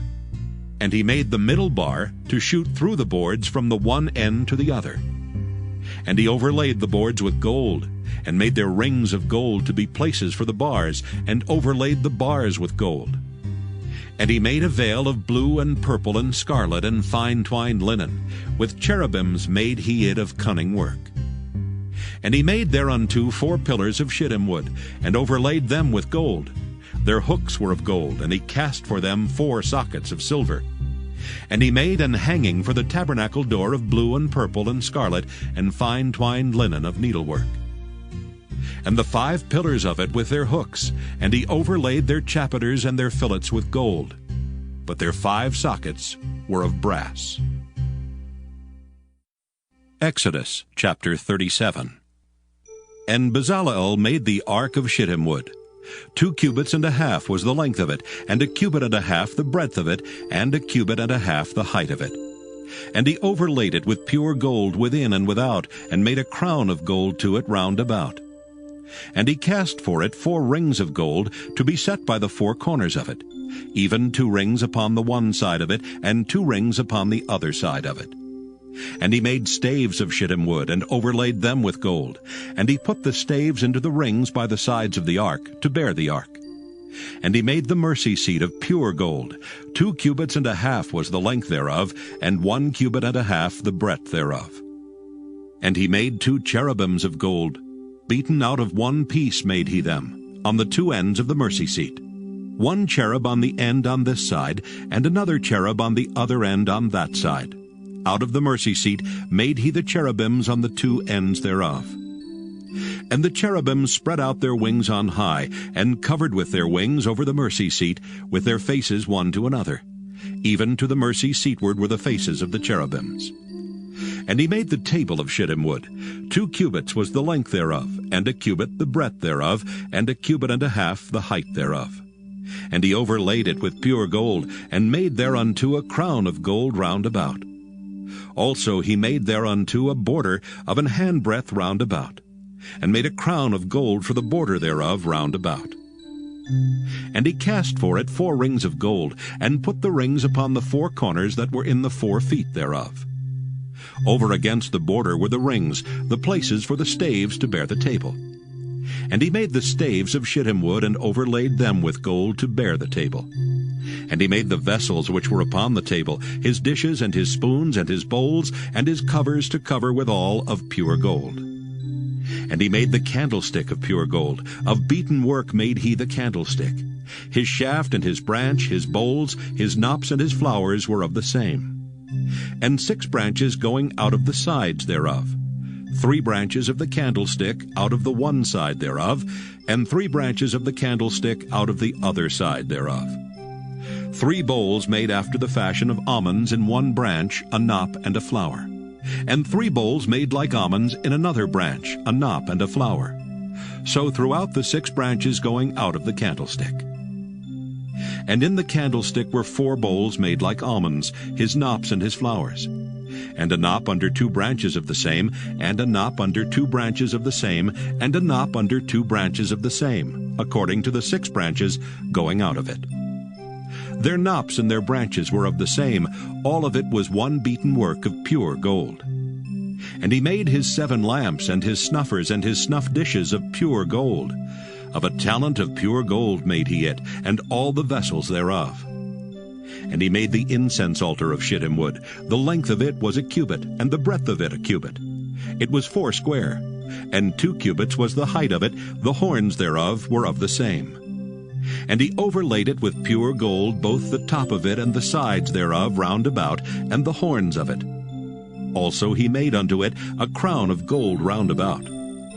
And he made 2 rings of gold for it under the crown thereof, by the 2 corners of it, upon the 2 sides thereof, to be places for the staves to bear it withal. And he made the staves of shittim wood, and overlaid them with gold. And he made the holy anointing oil, and the pure incense of sweet spices, according to the work of the apothecary. Exodus chapter 38. And he made the altar of burnt offering of shittim wood. 5 cubits was the length thereof, and 5 cubits the breadth thereof. It was 4 square, and 3 cubits the height thereof. And he made the horns thereof on the 4 corners of it. The horns thereof were of the same, and he overlaid it with brass. And he made all the vessels of the altar, the pots and the shovels and the basins and the fleshhooks and the fire pans. All the vessels thereof made he of brass. And he made for the altar a brazen grate of network under the compass thereof beneath unto the midst of it. And he cast 4 rings for the 4 ends of the grate of brass, to be places for the staves. And he made the staves of shittim wood, and overlaid them with brass. And he put the staves into the rings on the sides of the altar, to bear it withal. He made the altar hollow with boards. And he made the laver of brass, and the foot of it of brass, of the looking glasses of the women assembling, which assembled at the door of the tabernacle of the congregation. And he made the court. On the south side southward, the hangings of the court were of fine twined linen, 100 cubits. Their pillars were 20, and their brazen sockets 20. The hooks of the pillars and their fillets were of silver. And for the north side, the hangings were 100 cubits. Their pillars were 20, and their sockets of brass 20. The hooks of the pillars and their fillets of silver. And for the west side were hangings of 50 cubits. Their pillars 10, and their sockets 10. The hooks of the pillars and their fillets of silver. And for the east side eastward 50 cubits. The hangings of the one side of the gate were 15 cubits, their pillars 3, and their sockets 3. And for the other side of the court gate, on this hand and that hand, were hangings of 15 cubits, their pillars 3, and their sockets 3. All the hangings of the court round about were of fine twined linen. And the sockets for the pillars were of brass, the hooks of the pillars and their fillets of silver, and the overlaying of their chapiters of silver. And all the pillars of the court were filleted with silver. And the hanging for the gate of the court was needlework of blue and purple and scarlet, and fine twined linen. And 20 cubits was the length, and the height and the breadth was 5 cubits, answerable to the hangings of the court. And their pillars were 4, and their sockets of brass 4, their hooks of silver, and the overlaying of their chapiters and their fillets of silver. And all the pins of the tabernacle and of the court round about were of brass. This is the sum of the tabernacle, even of the tabernacle of testimony, as it was counted, according to the commandment of Moses, for the service of the Levites, by the hand of Ithamar, son to Aaron the priest. And Bezalel, the son of Uri, the son of Hur, of the tribe of Judah, made all that the Lord commanded Moses. And with him was Aholiab, son of Ahisamach, of the tribe of Dan, an engraver, and a cunning workman, and an embroiderer in blue and in purple and in scarlet and fine linen. All the gold that was occupied for the work and all the work of the holy place, even the gold of the offering, was 29 talents and 730 shekels, after the shekel of the sanctuary. And the silver of them that were numbered of the congregation was 100 talents, and 1,760 shekels, after the shekel of the sanctuary. A beka for every man, that is, half a shekel, after the shekel of the sanctuary, for every one that went to be numbered, from 20 years old and upward, for 600,000 and 3,550 men. And of the 100 talents of silver were cast the sockets of the sanctuary, and the sockets of the veil, 100 sockets of the 100 talents, a talent for a socket. And of the 1,775 shekels, he made hooks for the pillars, and overlaid their chapiters, and filleted them. And the brass of the offering was 70 talents, and 2,400 shekels. And therewith he made the sockets to the door of the tabernacle of the congregation, and the brazen altar, and the brazen grate for it, and all the vessels of the altar, and the sockets of the court round about, and the sockets of the court gate, and all the pins of the tabernacle, and all the pins of the court round about. Exodus chapter 39. And of the blue and purple and scarlet they made cloths of service, to do service in the holy place, and made the holy garments for Aaron, as the Lord commanded Moses. And he made the ephod of gold, blue and purple and scarlet and fine twined linen. And they did beat the gold into thin plates, and cut it into wires, to work it in the blue, and in the purple, and in the scarlet, and in the fine linen, with cunning work. They made shoulder pieces for it, to couple it together. By the 2 edges was it coupled together. And the curious girdle of his ephod that was upon it was of the same, according to the work thereof, of gold, blue, and purple, and scarlet, and fine twined linen, as the Lord commanded Moses. And they wrought onyx stones enclosed in ouches of gold, graven, as signets are graven, with the names of the children of Israel. And he put them on the shoulders of the ephod, that they should be stones for a memorial to the children of Israel, as the Lord commanded Moses. And he made the breastplate of cunning work, like the work of the ephod, of gold, blue, and purple, and scarlet, and fine twined linen. It was 4 square. They made the breastplate double. A span was the length thereof, and a span the breadth thereof, being doubled. And they set in it 4 rows of stones. The first row was a sardius, a topaz, and a carbuncle. This was the first row. And the second row an emerald, a sapphire, and a diamond. And the third row a ligure, an agate, and an amethyst. And the fourth row a beryl, an onyx, and a jasper. They were enclosed in ouches of gold in their enclosings. And the stones were according to the names of the children of Israel, 12, according to their names, like the engravings of a signet, every one with his name according to the 12 tribes. And they made upon the breastplate chains at the ends of wreathen work of pure gold. And they made 2 ouches of gold and 2 gold rings, and put the 2 rings in the 2 ends of the breastplate. And they put the 2 wreathen chains of gold and the 2 rings on the ends of the breastplate. And the 2 ends of the 2 wreathen chains they fastened in the 2 ouches, and put them on the shoulder pieces of the ephod before it. And they made 2 rings of gold, and put them on the 2 ends of the breastplate, upon the border of it, which was on the side of the ephod inward. And they made 2 other golden rings, and put them on the 2 sides of the ephod underneath, toward the forepart of it, over against the other coupling thereof, above the curious girdle of the ephod. And they did bind the breastplate by his rings under the rings of the ephod with a lace of blue, that it might be above the curious girdle of the ephod, and that the breastplate might not be loosed from the ephod, as the Lord commanded Moses. And he made the robe of the ephod of woven work, all of blue. And there was an hole in the midst of the robe as the hole of an habergeon, with a band round about the hole, that it should not rend. And they made upon the hems of the robe pomegranates of blue and purple and scarlet and twined linen. And they made bells of pure gold, and put the bells between the pomegranates upon the hem of the robe, round about between the pomegranates. A bell and a pomegranate, a bell and a pomegranate, round about the hem of the robe to minister in, as the Lord commanded Moses. And they made coats of fine linen of woven work for Aaron and for his sons, and a mitre of fine linen, and goodly bonnets of fine linen, and linen breeches of fine twined linen, and a girdle of fine twined linen, and blue and purple and scarlet of needlework, as the Lord commanded Moses.